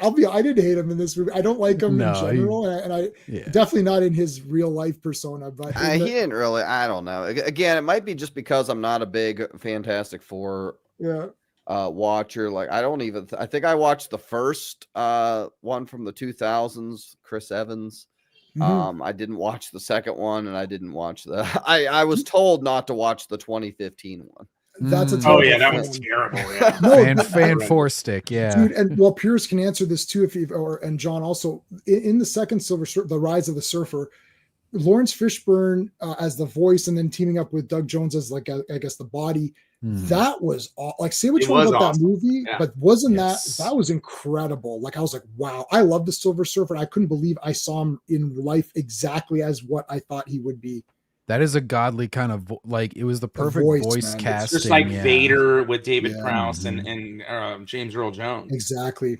Perfect. That's I mean, Vader, obviously Vader's a perfect matching. But yeah, like, I am Norn Rad. Especially that's like pumped out 2 years right after the original, when they probably didn't even know they were going to get a sequel until they saw the box office returns. Like, how did they make the effects look so much better than now whenever they're like planning things out 8 years in advance? I'm telling you guys, buy into it. If you buy into stuff, see, I don't even notice effects if I buy into the story. Like, I watch I watch black and white movies, I watch silent films. I got Trip to the Moon on Criterion. That's the one with the thing with the rocket goes into the eye of the moon. You know, you've seen that. It's like and you buy into the story and you buy into the world, you'll be more forgiving of it. I like B horror movies as long as it's like, for sure. Oh, shit, they're doing right. The Hammer horror films are the best. Buddy, I've got a couple of packs of those. Yeah. Yeah, they barely have any like effects or like blood or anything. And then, like, I always say it with old games too. Like, I played Legend of Dragoon, a game from 2000 for the first time this year. Whenever I'm like 10, 20 hours into a story, I don't give a shit about, these are silly looking pixel people. Sure. I'm like way more immersed in the story than the most photorealistic shit that you'll get today. If you've got the writing, if you've got the music, if you've got the, the amazing epic story, I do not care. Yeah. What are we looking at, Grizzy? I was just going to say real quick, this is the transporting the Earth. The original plan, for just the people in the chat know what's going on. The original plan was to transport the Earth to like a different position in the universe. And then that's there's all kinds of things wrong with that. Yeah, I don't really care about people being anal about it, because why wasn't transporting Galactus their initial plan? Like, that should have been the first plan, honestly. Yes.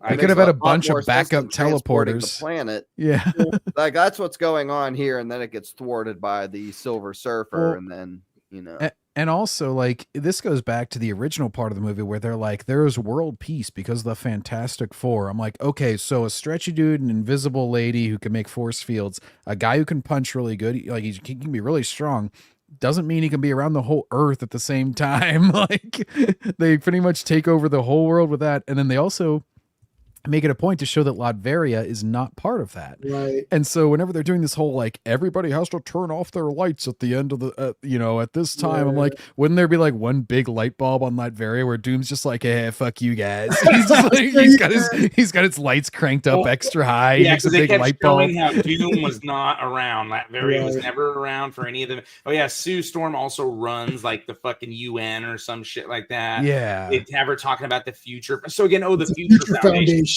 Yeah, they comics, modern shit, and again, it's like, it's not even really, they don't really lean into it. So like, what's the point of even mentioning it? Just so Voss's closet can be like, Easter egg number 48. It's the fucking Future Foundation.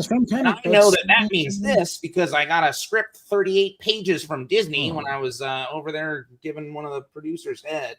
I was rolling my eyes at the beginning whenever they're like, they show the Mole Man and he's like, I don't trust anyone, but I trust Sue. I'm like, oh, I'm glad they built that up. Just randomly trust this random ass human. Mole Man was funny in that scene when he came in. He's like, I don't know, I thought he was pretty funny. He's like it works as like a gag, and then they try and make it like a serious plot point later where they're like, we have to evacuate and get him underneath there. And then it's like they put him underneath where Galactus is going to be stomping around for some reason.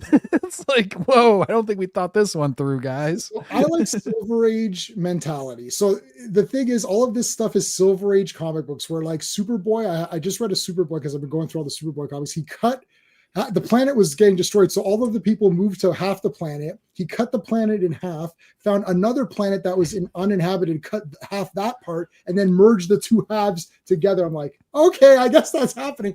So I'm a big time Silver Age. So all this kooky, weird, silly garbage, like you're saying, if you teleport the Earth, the moon creates our weather, so we would be like destroyed.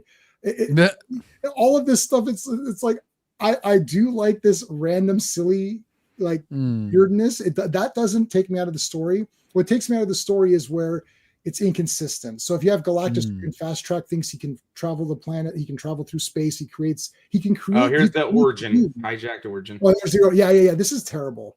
Single mom Shalabong. Yeah. Like, what does Galactus do? Show up at every planet and ask the nearest single mom, like, if she wants to become the Silver Surfer? Like, he just kind of shows up in orbit. He's like, yo, what's up? See, again, see, you just pointed out that they dumbed this down, because even this is dumbed down. He just picks her up and makes her. Like, he doesn't even... Yeah. Silver Surfer does it to save Shalabal and his planet. Please take me. I will do whatever you wish. Right? They don't even have that line of dialogue. You would have thought, No. I don't know the names of all these people, this actress, the blonde lady. Why didn't they, you would think that she would have insisted on having a scene where Galactus first comes and then they talk and she's like, no, I'll sacrifice to save my planet and whatever. They didn't even have that to show that she's a noble person. The nobility of Norrin Radd is also very important, because you know that deep down he is noble. You don't find that out in the story you're reading. That's why when I do my comic reads, I read like this for Silver Surfer. Like, you want him to, because he's supposed to be epic, like he's the all-knowing mouthpiece of Jack Kirby and Stan Lee, right? Like, that's the way he was created, right? He's just Jack Kirby did not intend to Superman him, is what they call it, like the Supermandom, where he's just from another planet savior and he saved this planet and all. So it's like it's just he's a being that has some humanity in him that is unlocked by Alicia. She helped see, and she's blind. Isn't that pretty deep and pretty cool? Could almost fit into a movie. I think that is partially, and this is where, like, it's not always immediately apparent how the ideology interferes with storytelling, because there's a lot of, like, kind of unwritten rules that they'll avoid.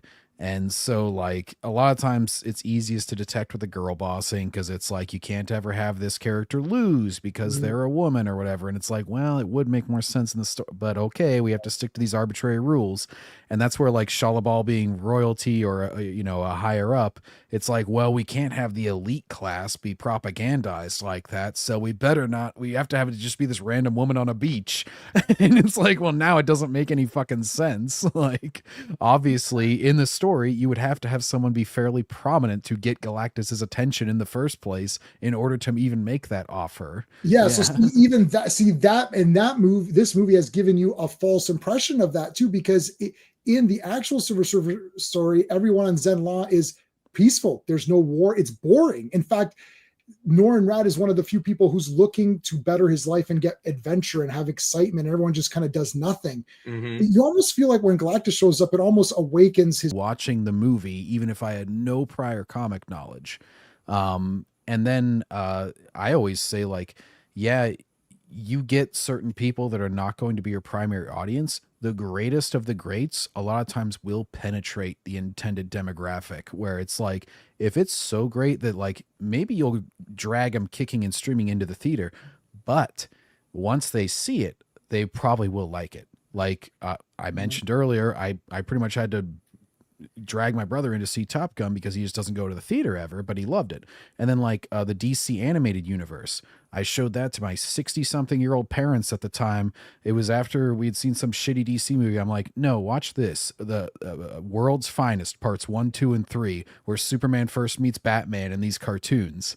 And they were enthralled, and they wanted to watch the next episode and the next episode. It was like, yeah, it's incredibly, like, if it's good, it's kind of like, if you build it, they will come. If it's good, they will like it. If it's sometimes good enough, the movies, like Superman, like 78, Christopher Reeve, basically Krypton didn't really look like that in the comics, and the fortress looked a little bit different. Like that has now become that fortress, that Krypton, that has now become, that's the fortress, right? Like the giant key that you turn or whatever. So, like, that's become sort of the norm now, that even in the modern Superman comics.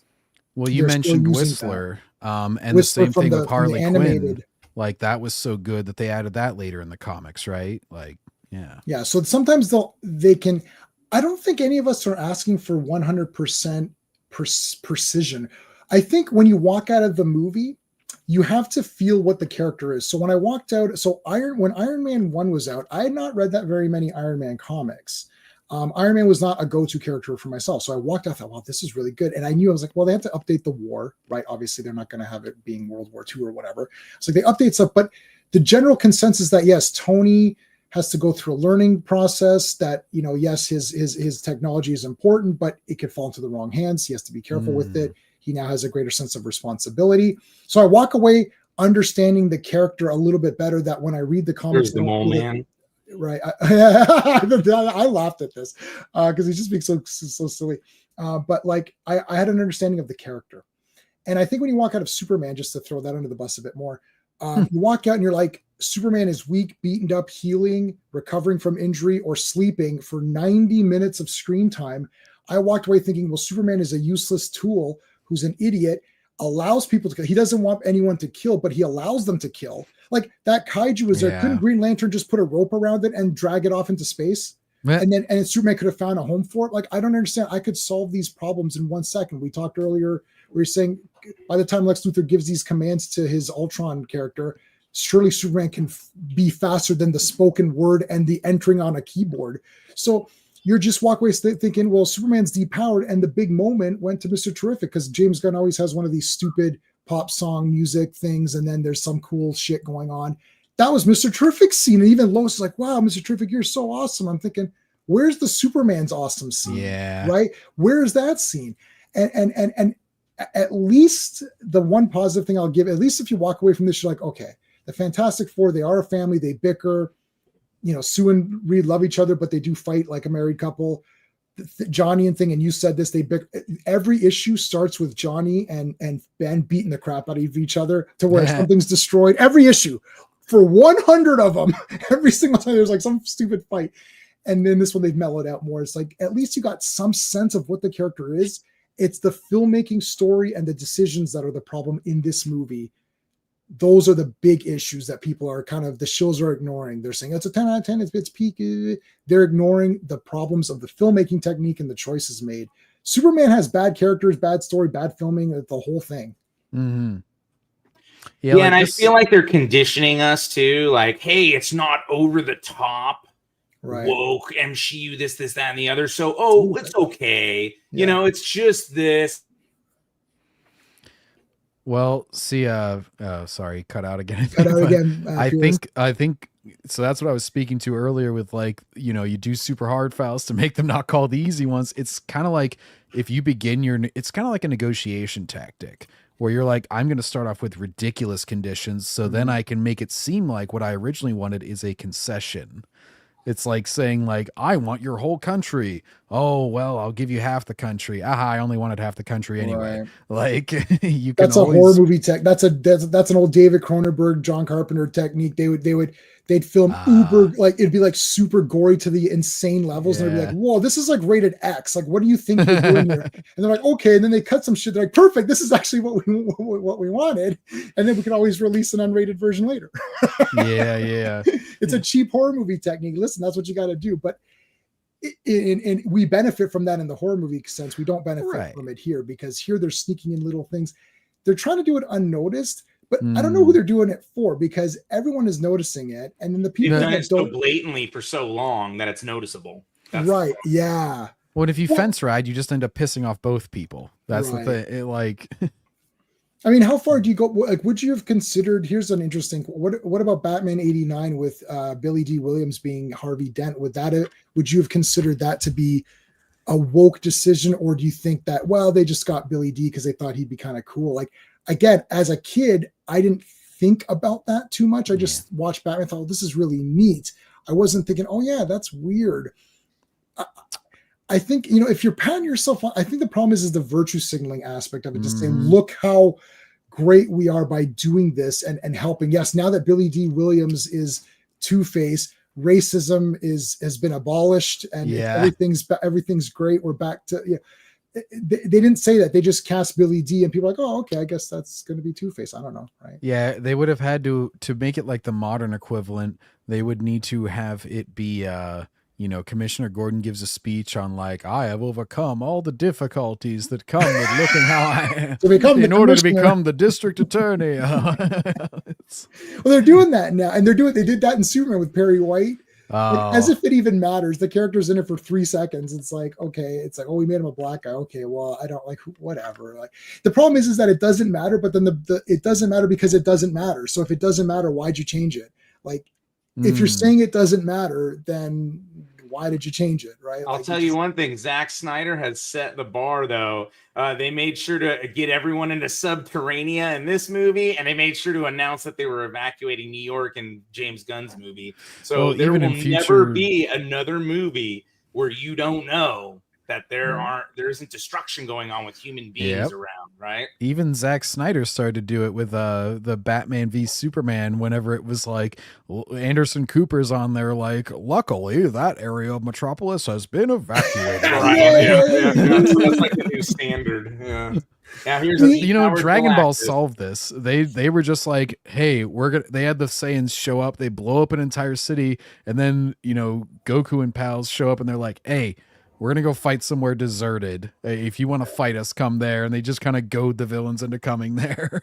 And then there's like 15 episodes of filler in between the reel. Because I own the manga, read the manga, and watched all the anime, and own it all and all that. Anyways, I love it. For sure. Yeah. I love it. I own everything there ever was from Dragon Ball. I love all of it. But yeah.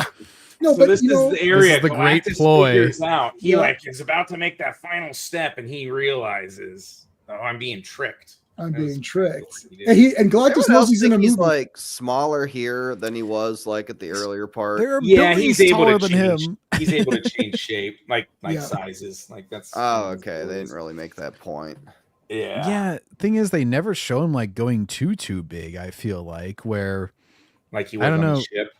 Yeah, like he should have at this point, as soon as he's attacked, I feel like he would just be like, all right, fuck all y'all. And it's just like goes super big and just like fucking destroy him. Instead, he just kind of stays like fairly tall, giant robot like to fight. Like it's like the Superman, the kaiju that they had to fight basically size.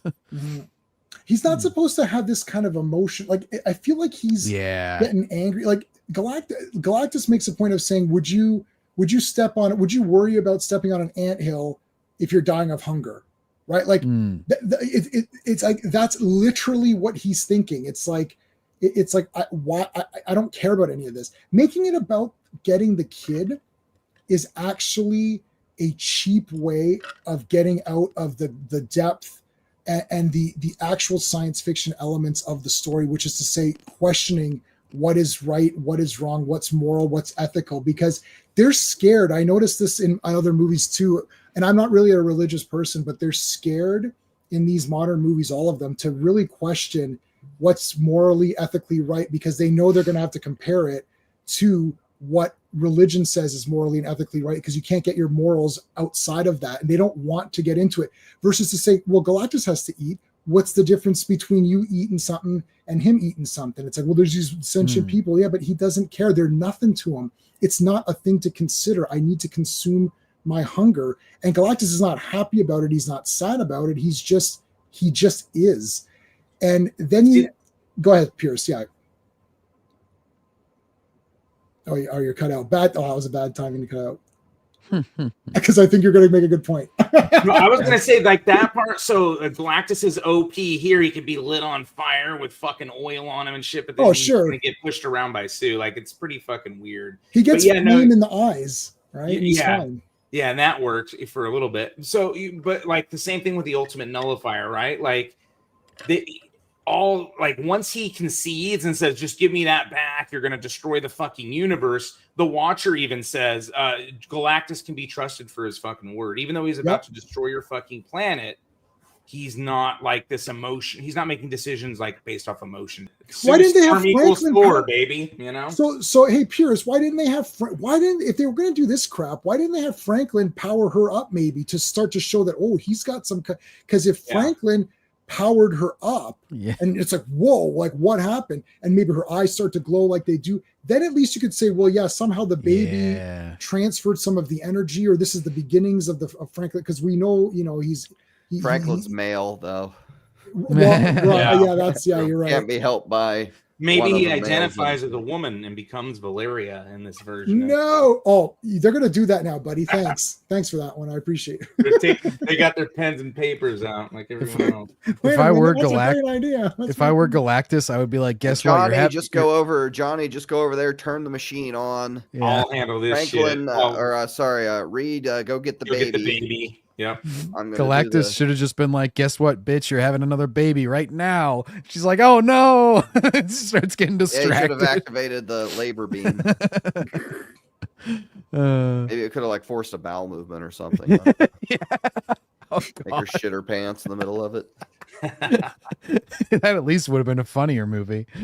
Funnier than the "it's clobbering time" payoff that they try to have. Yeah, I personally did not like that because it's clobbering time is a very important statement and it means shit's about to go down. I don't like when they devalue those kinds of things because that's a calling card of the comic. You're waiting. Oh, here it comes. Oh, it's clobber time. Boom. Yeah. Right? Like, again, they don't understand how to build excitement into something. And this is Superman. That kid is praying, "Oh, Superman, please, please." And then he doesn't show up. Superman didn't show up to save the kid. I couldn't believe this in the theater. And people are cheering like, "I thought it was a pretty good movie." Are you guys actually retarded? Anyways, but it's like, so like, why can't they build up? It's like they don't know how to do like exciting action movies. His face. Yeah, go ahead. Funny. If Galactus can change sizes, he should have made himself bigger than the portal at this point. Right. And it would have ruined their whole plan. You can't push him over. I'm telling you, you can't push this guy Or over. yeah, like grown him so he's harder to push. Yeah. And I mean, Thing dropped a building on him, and that had less impact than Sue pushing him. All right, that's weird. Oh, here comes. Is this where Surfer? Yeah, here comes Surfer. Yeah. Right. And Yes, we're John Johnny's like, Storm I'm is gonna take him. Your uncle, yeah. he's trying to be what's his face, Finn. And he's like, "I'll stop that beam." And here comes Rose Tico. What's the difference, Oh, you John? Get If out you of the have way. to sexualize it. It's true, she doesn't kiss him afterwards. Oh, he's like, "Wait, what is that? Didn't I make you?" Nani? He should have been like, "Bitch." He's like, well, this is kind of shitty writing. Boom. Oh my. And this is a rehash of Rise of the Silver Surfer because she dies in that one too, except Norrin Rad brings her back to life. Instead of Norrin Rad bringing her back to life, now it's Franklin, the baby. But you know what? And like it just the comparison to Tony in Avengers 1 here, you know, the portal. Like there was a portal there. They shoved Galactus through a portal. Tony closed the portal or shot the nuke in the portal and then falls through, laying there. Everybody surrounds him like, oh no. And then, you know, just, I don't know. I was just like, wow. Like when I was watching this, I was like, are they trying to like low key rip that scene off here? Whoa, Pedro, bad touch. Oh, I'm sure he's we need to do this scene again. Yeah. He's doing the CPR. He's just like to this scene. Yeah, exactly. He's like, I have anxiety. I have anxiety right now. Yeah. Hey, I'm feeling anxious. We need to shoot that scene again. They've ruined all this anyways, though, because the movie's already out. And but like I feel like we need to go reshoot that scene one more time. Yeah, the Thing roaring, that would have been the Hulk equivalent. Oop, one moment. Yeah, but they're connecting this to the MCU anyways now, right? So they're saying this is a standalone, but they're connecting it at the end. So any goodwill that this kind of had is gone, right? Like whatever little there was, it's like you're just ruining it because you're not going to connect it to that. And there's going to be 4 million characters. Nobody's going to know like what's going on. I don't know. That Doomsday is going to be a mess. Like it's going to be. People are talking about Doomsday. They're going to kill everyone. I mean, I said Deadpool and Wolverine should have killed. It should have been Deadpool kills the MCU, right? Like that would have been perfect. He goes around, slaughters all the fucking female characters everybody can't stand, and then you have all the normal ones. They're not going to do that for Doomsday. Like everyone's like replaying what we all wanted to happen in Deadpool and Wolverine, but that's not going to happen. I thought that too. I thought it would have been great to get some of the actors back, the actresses and actors who are like not like Brie and all that, get them back and be good sports and let your character die. I think if Deadpool had killed all these people and they brought back Brie Larson, they killed her and he brought back, I think that actually would have bought goodwill. That's what I'm saying. And it's off of a real comic. Deadpool kills the Marvel Universe. And then it was Deadpool kills it again. And I've got both those. Yep, and Frank Castle kills the Marvel Universe too. I've got that one too. That baby looks terrible, by the way. It looks so stupid. I get Yeah, you the can't use a CGI real baby, baby, oh you my know, God. because it's Pedro Pascal. But Yeah. like, Right. Vanessa was talking Still. today or yesterday or something about like, oh, we had this baby on set and everything, and everybody was just coming like, what are you talking about? It was CG. And then So did they CG over a real baby? Like, did they put the I- green dots on the that was baby or my whatever? theory. I was kind of like, oh, did you do a Jurassic World dinosaur where you're talking all about the practical effects and then you just put CG on top of it anyway? Like, Did they though? I have no idea. I don't know what they did. they definitely did CG. So it's either she's lying or they like did the CG over top of the baby to like get it to actually look and do what they to wanted. do the facial expressions. Yeah. Which at that point, what's even the point? Just do a plastic baby and do the CG on top of it. Yeah, they do this now. Even with that, with those they did Lion It's- King, and it's like photo real lions, and then they Yeah. CGI their face, but they can't smile. Lion It's can't like they smile. want the publicity weird. of saying we did practical, guys. We did Right. practical. Same thing with like the Superman dog. Like it's CG, but they had like a dog on set for whatever reason. The dumbest dog in cinema history. Like I've never seen. And I don't own any animals. I never have. But dogs know when their owners are injured, and they don't kick the shit out of them when they're down and bleeding. It's like yeah, the dude. stupidest dog in like ain't no Lassie. That's for damn sure. I'll take And- Lassie on my team. And I know they don't want American anything, but you know, you should have had it be a golden retriever or It was the a wrong lab. dog because I Yeah. read Superboy comics. I collect. That's one of my bigger collections, and it's the wrong. I don't know what breed it's supposed to be, like whatever you're saying, but it ain't that dog. Like that's Usually not, it's like a Labrador or a golden retriever. Where those are like the Americana kind of like dogs. Like you got your farm and your apple pie and a golden retriever. just use it. This not using America. I'm Canadian, proud Canadian. I never understood it. We as kids were saying, yeah, James truth, Bond justice, is the American British. way. Yeah. James Bond is British. I never thought America meant he only helps America. Like I didn't get. Yeah. I'm like he lives there, so yeah, of course. Like Superman likes America because he lives there. I don't understand. So Like, basically, Franklin resurrecting Sue, like, so he can either be used to resurrect Wanda, who can do reality warping for Doom, yeah, or Doom can use him to take Galactus's power away, or to give him the power of Mm. Galactus and then take it out of Franklin, like one way or the other. So they're gonna use him for something because I don't think he's just in it to show how powerful he is for no reason, just to resurrect her at the end. Like, Yeah, I think he's gonna. Probably gonna be the one Secret Wars kind of like big tie-in from this because I kept thinking like, this is the movie before Doomsday, right? well, no, Doomsday got pushed back, I think, right? So Oh. isn't Spider-Man 4 coming out first? Oh, okay. that's the next one. Yeah. wow. And Frank Castle is going to be PG-13 in that, so that's going to suck. I mean, although his original appearance was in a Spider-Man comic, but I mean, Yes. you know. All right, Red. I'm gonna hit this guy with a baseball bat, but not hard enough to make him bleed. Red. Yeah. Oh, is that? Oh, I hated Born Again. That was the worst show. Yeah. I stomached the whole damn thing. I hated it. So it'll be interesting. I don't know. They've not for had another, every. That's not for another year though. No, yeah, it's not for a while. That's They've had yes. so many different. Noel's going to be in Spider-Man and Doctor Doom and this person and all these other and that. But I guess now we have only the Punisher confirmed, and then we have Sadie Sink, who everyone said was Jean Grey. When I'm like, there's no way in hell she'll be Jean Grey. She's going to be like fucking Spider-Gwen, I'm assuming, right? But I don't know what OP characters they're going to have in Spider-Man. Why don't they just do? Why are they overthinking everything? That just have Scorpion fight Spider-Man. That's it. Make it 90 minutes. Make it 100 minutes long. Spider-Man saves some people in the beginning. Then Scorpion shows up, beats the crap out of him. Spider-Man has to go back, regroup. Then there's a big fight at the end. Have a couple of stuff with some girlfriend. That's it. 100 minutes. Make the budget 150 million. It'll for sure make 400 or 500 million easy. And then you got yourself a successful movie. It's a Spider-Man movie. You can have your stupid cups with Scorpion on them. Just do one villain, have Scorpion t-shirts, Spider-Man t-shirts, whatever, market it. It's the year of the Scorpion. That's it. Then the next movie, you can pick another one character. Just have one character, 100 minutes. You can have more showings. Kids can watch it. No, none of my niece and nephew cannot sit through any of these. I have tried on so many. They cannot do it. They like their cartoons. That's it. Keep it simple. Keep it simple. Why is it so?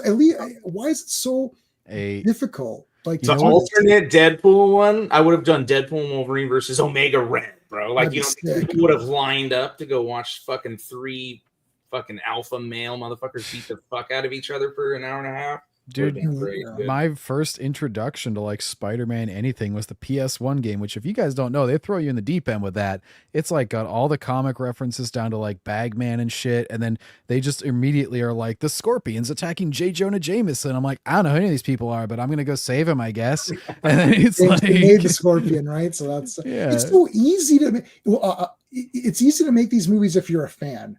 Yeah. I was gonna say it's easy. It's not easy. It's easy if you're a fan, because then they write themselves. You're like, oh yeah, I'll do Scorpion. That'll be cool. And I know exactly what to do. You know the storyline, do his intro. That's it. Next movie, Sandman. Next movie, whatever. Like Sam Raimi was kind of doing it in the proper way.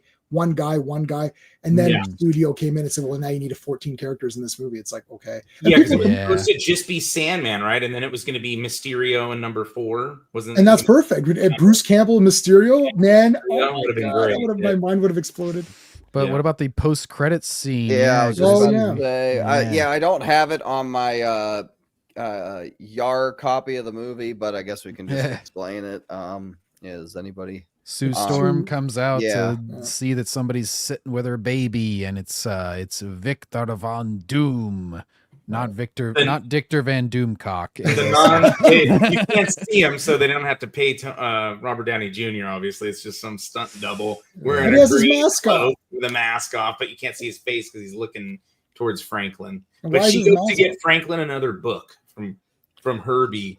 And then she hear this whoosh, like whatever, when she comes back. Yeah, it is on YouTube. You guys can look it up. Yeah, it's on YouTube if you look it up. Yeah. The last one is the cartoon. They basically took. They didn't take the actual cartoon. They remade the cartoon intro in the look of the original cartoon, but using the likenesses of the cast. So if there was a cartoon in this movie, that would be what it looked like. So they did it. They didn't use the actual. People saying, "Oh, it's the original cartoon." No, it's not. It's not. They spent a lot more money in order to just do something that would have been the same anyway. Right, just show the goddamn cartoon. I've got it right there. It's like shows their money management skills. They're like, but what if we did it, but it was more expensive? Oh yes, we'll get to the same end. Okay. Yeah, and no one's gonna. Firstly, no one cared, and everyone who saw it, who wasn't me, or I guess purist, was like, "Oh, it's the original cartoon." Is it though? Because I have that, and that ain't it. So it's like, okay. Yeah, I didn't even see the second one. It was just like, it was just it like doesn't. a comedy one. Yeah, it's not. So they have the Doom is the big one. So we'll see what they do with Spider-Man next year. And earlier we had a Glitchman for 5 every stream. Thank you, Glitchman. Got to set this one out since I'm having folks for dinner at 5. Heard Fantastic Four was mid at best. Big shocker. Hope all you hate keepers behave without me. I think we behaved pretty well tonight. Yeah, more than we usually do. It's funny because the plot of the movie was so quickly explained, you could basically afford to talk about whatever you wanted for 9/10 of it. Because it's like, Silver Surfer comes. Galactus is coming. We went and met him. He wants the baby. We came back. It's probably the least amount of notes. I took one front page of notes. That's all I took on this movie, which was really kind of strange. That. Yeah, it's so simple. It's like you go to see him, he says, "No, I want your baby. I want to eat your baby." It's like I haven't seen God. What was the last movie I saw in theaters? I really don't see movies in theaters. I saw Sonic 3 in theaters. I'll tell you the next one I'm going to see, the Demon Slayer. They're doing their last arc in 3 movies. The first one's coming out like September, October. I was like, holy shit, I actually want to go to the theaters for something. All right. My wife reads all that. I haven't read any Demon Slayer. I saw Lord of the Rings with the symphony coming or playing in front of it like those probably cool. a week or 2 ago. Yeah. Do you guys sorry, go ahead. I was going to say I went to a Star Wars thing like that where they did and Anthony Daniels was there to introduce. This is years ago before the dark times, before the purchase, before the Disney purchase. Those are awesome because they're playing the movie and the song and the music is right there live. It's really cool. Yeah. Dude, I was just going to ask, do you guys think that this is going to beat Superman at the box office? I hope so. See, as much as I think it is a better movie for sure, I think Superman has had a pretty strong domestic hold. And I think Pierce was in the chat when we were discussing with Ryan Kinnell earlier. And I think I'm kind of in agreement with him in that the domestic for Superman is carrying hard, and I just don't think this is going to have as much of that. It seems like ironically, I think Jurassic World is going to be of the big three. It's going to make the most, and it's probably the worst. It's probably the worst of the three. Jurassic World made 650 like weeks ago. Yeah, and then Superman hasn't crossed 600 million yet. Yeah. Dinosaurs continuity doesn't really matter, right? Like, I think this actually could be. I think everybody could be wrong, because I think the word of mouth on this, just from like circles that I've seen, is actually pretty good. Now there are people that have been shilled for Superman too, but I think more people than not I've heard. But again, we're like in a niche circle. Like those people were. It was great. It was. I've never seen like those people were getting called out by like their own. Like their own friends were calling them out for the Superman stuff. And it was like, it was crazy.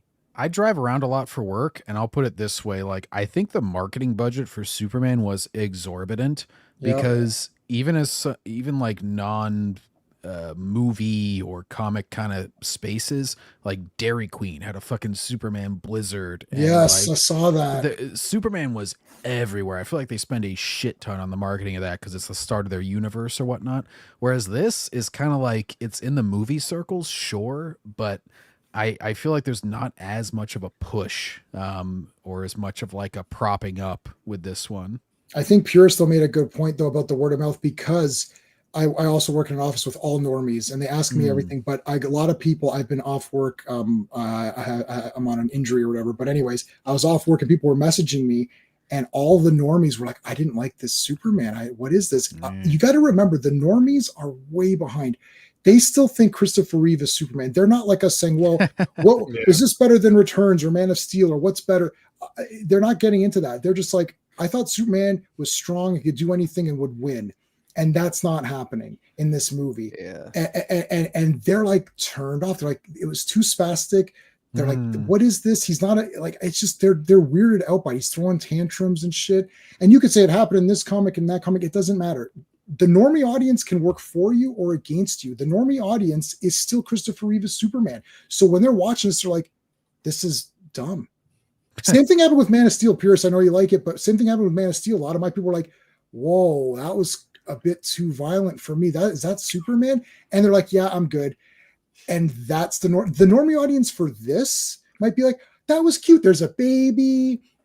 It's like, oh, I like that big giant guy at the end. He was like stomping on stuff, and I can buy the toys. Science. There's sci-fi. There's a space chase. There's big ass fucking Galactus. Like I said, the Galactus factor. That was my biggest. It looks cool. Galactus I saw it in IMAX. I'm not gonna lie. Yeah, IMAX. It was killer. Like he's like, oh shit, that's pretty cool.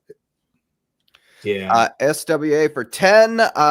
It would have been amazing if both Superman and Fantastic Four were good. I'd say Superman.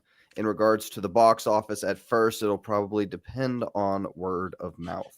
I think I could see a situation where like this makes more or equal money to Superman, but as far as the return, it's less because it'll make more of it overseas. Whereas you actually want to make as much like domestically as possible, which Superman is more heavily slanted towards domestic. Imagine if they leaned into the Americana aspect and had, truth, justice, and the American way and all that, and you probably would have made even more. I don't know. I think the box office was the same. I think Ryan said international, there was only a $7 million difference. That would say that the domestic would be about the same. I don't know, like my gut tells me Superman, but like my brain tells me Fantastic Four. Like I don't know. I could see it could be very close. And also, this didn't have a 5-day opening or a 6-day opening weekend. It was only 3-day.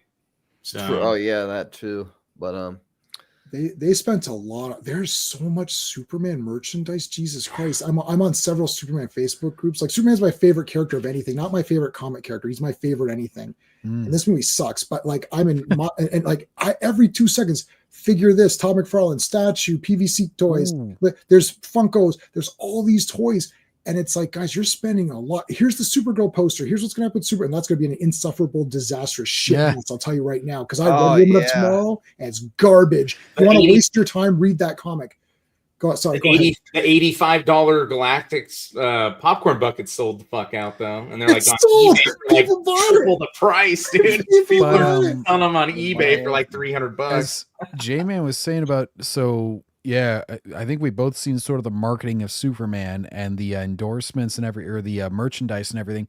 I saw comics in gas stations, Oh my DC God. ones, because they are pushing Superman so hard. Like Sheets is a pretty local chain around like Western PA and everything, and all the Sheets will have a little like setup for DC Comics now and they'll have a little sign at the top like watch Superman or whatever, and they have like all the Rebirth comics and all that shit it lined up in there. So They're releasing it. They're doing those little smaller Yeah. editions. They're doing those like, it looks like a manga now. I don't know if you guys have seen. They've been releasing. They did Watchmen, All-Star Superman.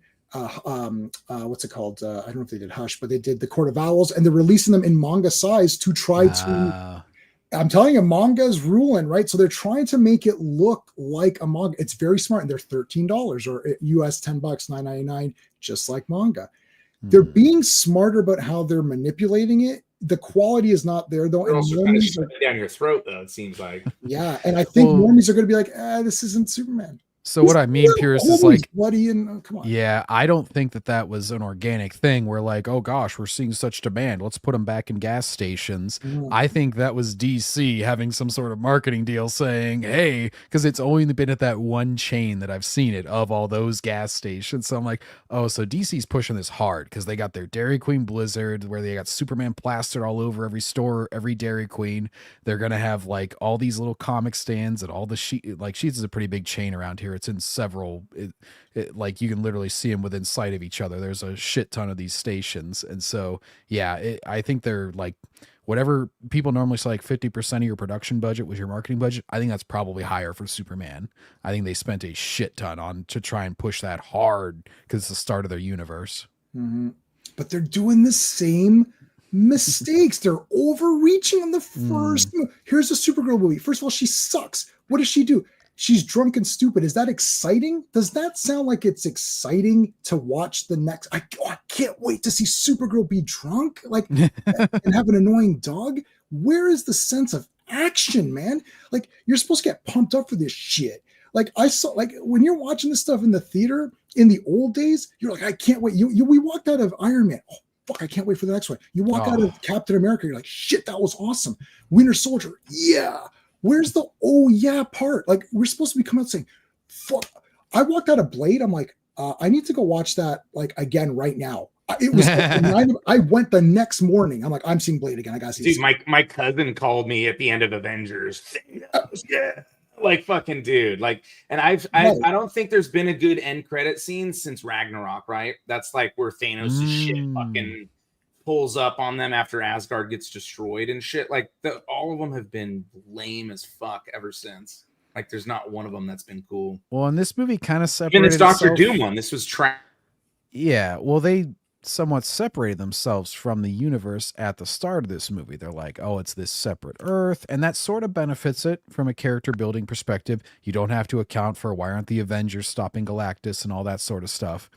Sure, you get some benefit in this individual movie, but I think it was also because they know it's poison to be part of the MCU now. It's Right. so dragged down because it benefits whenever the MCU is going great. It's like, oh yeah, Ant-Man can make $500 million because he's he's connected to the MCU, so people care about it. They care about the ongoing story, and they're gonna keep going.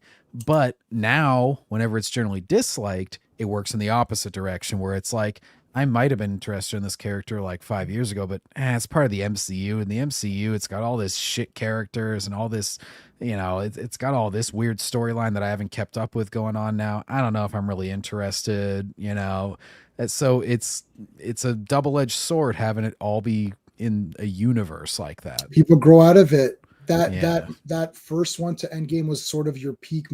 I hate saying that word. Accidentally. It was a great moment in time because people could grow up. Like if you were like 15, 16 and you're growing up with that whole entire thing, that's like a great chunk of your life. You're like, wow, that was really awesome. And then what you have to do is you have to end that. Don't be scared to end it. Endgame should have been the end of it. Maybe wait 5 years or so and then do Captain America 1, recast it. Batman's being recast 14 times. By the way, announcement, first, I'm playing Batman in the next movie. Like, Batman's being recast 100 times. Superman gets recast. James Bond gets recast. If you only had those Sean Connery movies, there would be no James Bond phenomenon because you only have those, 7 movies or whatever. So it's like, you recast it and start over. There's no shame in it. You put it to bed, work on some of your other bullshit projects that you have, some of your other shit stuff that you have. Wait for 5 years, restart it again with Fantastic Four, with X-Men. And the fans are usually right. Like, the fans predicted and they kind of tried to act like they were going to do it, and then they didn't. Subgenres, like, you already had the big Thanos threat. They should have done the horror, like Midnight Suns, and do Lilith, right? And then they could have done the cosmic, and they acted like they were doing that, and they didn't, right? And it was all multiverse, but the multiverse worked differently in each fucking different property instead of making it all the same, right? But yeah, they didn't. Yeah.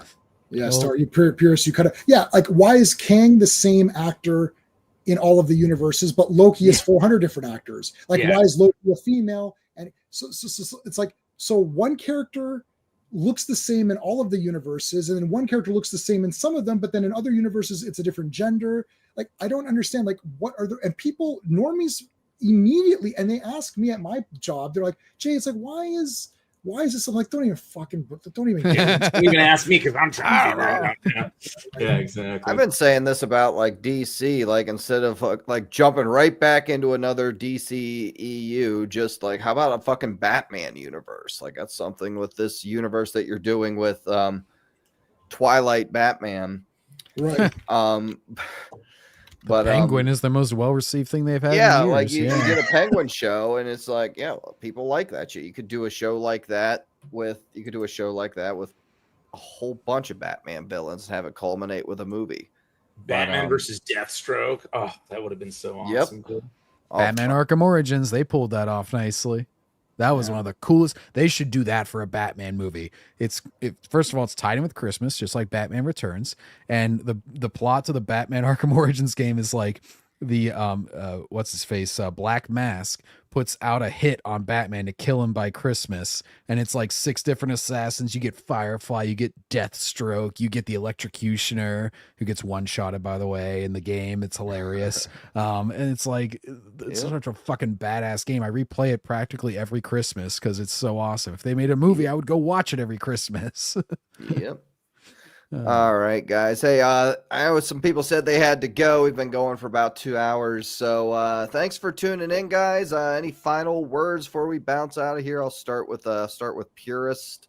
What you got coming? You going live tomorrow night, right? I'm going live tomorrow night. We're going to look at the comics. I'm going to be kind of changing format a little bit. I'm going to copy J-Man. I'm going to, instead of doing individual comic reads, like, I'm going to finish off some runs that I've been doing, but I think I'm going to start going through runs faster because at the rate I'm going, I'm never going to cover like half the stuff I want to. But we're going to start with this movie and kind of look at the other comic arcs that I was kind of talking about. So we're going to do that. We're going to look at a fan X-Men casting thing.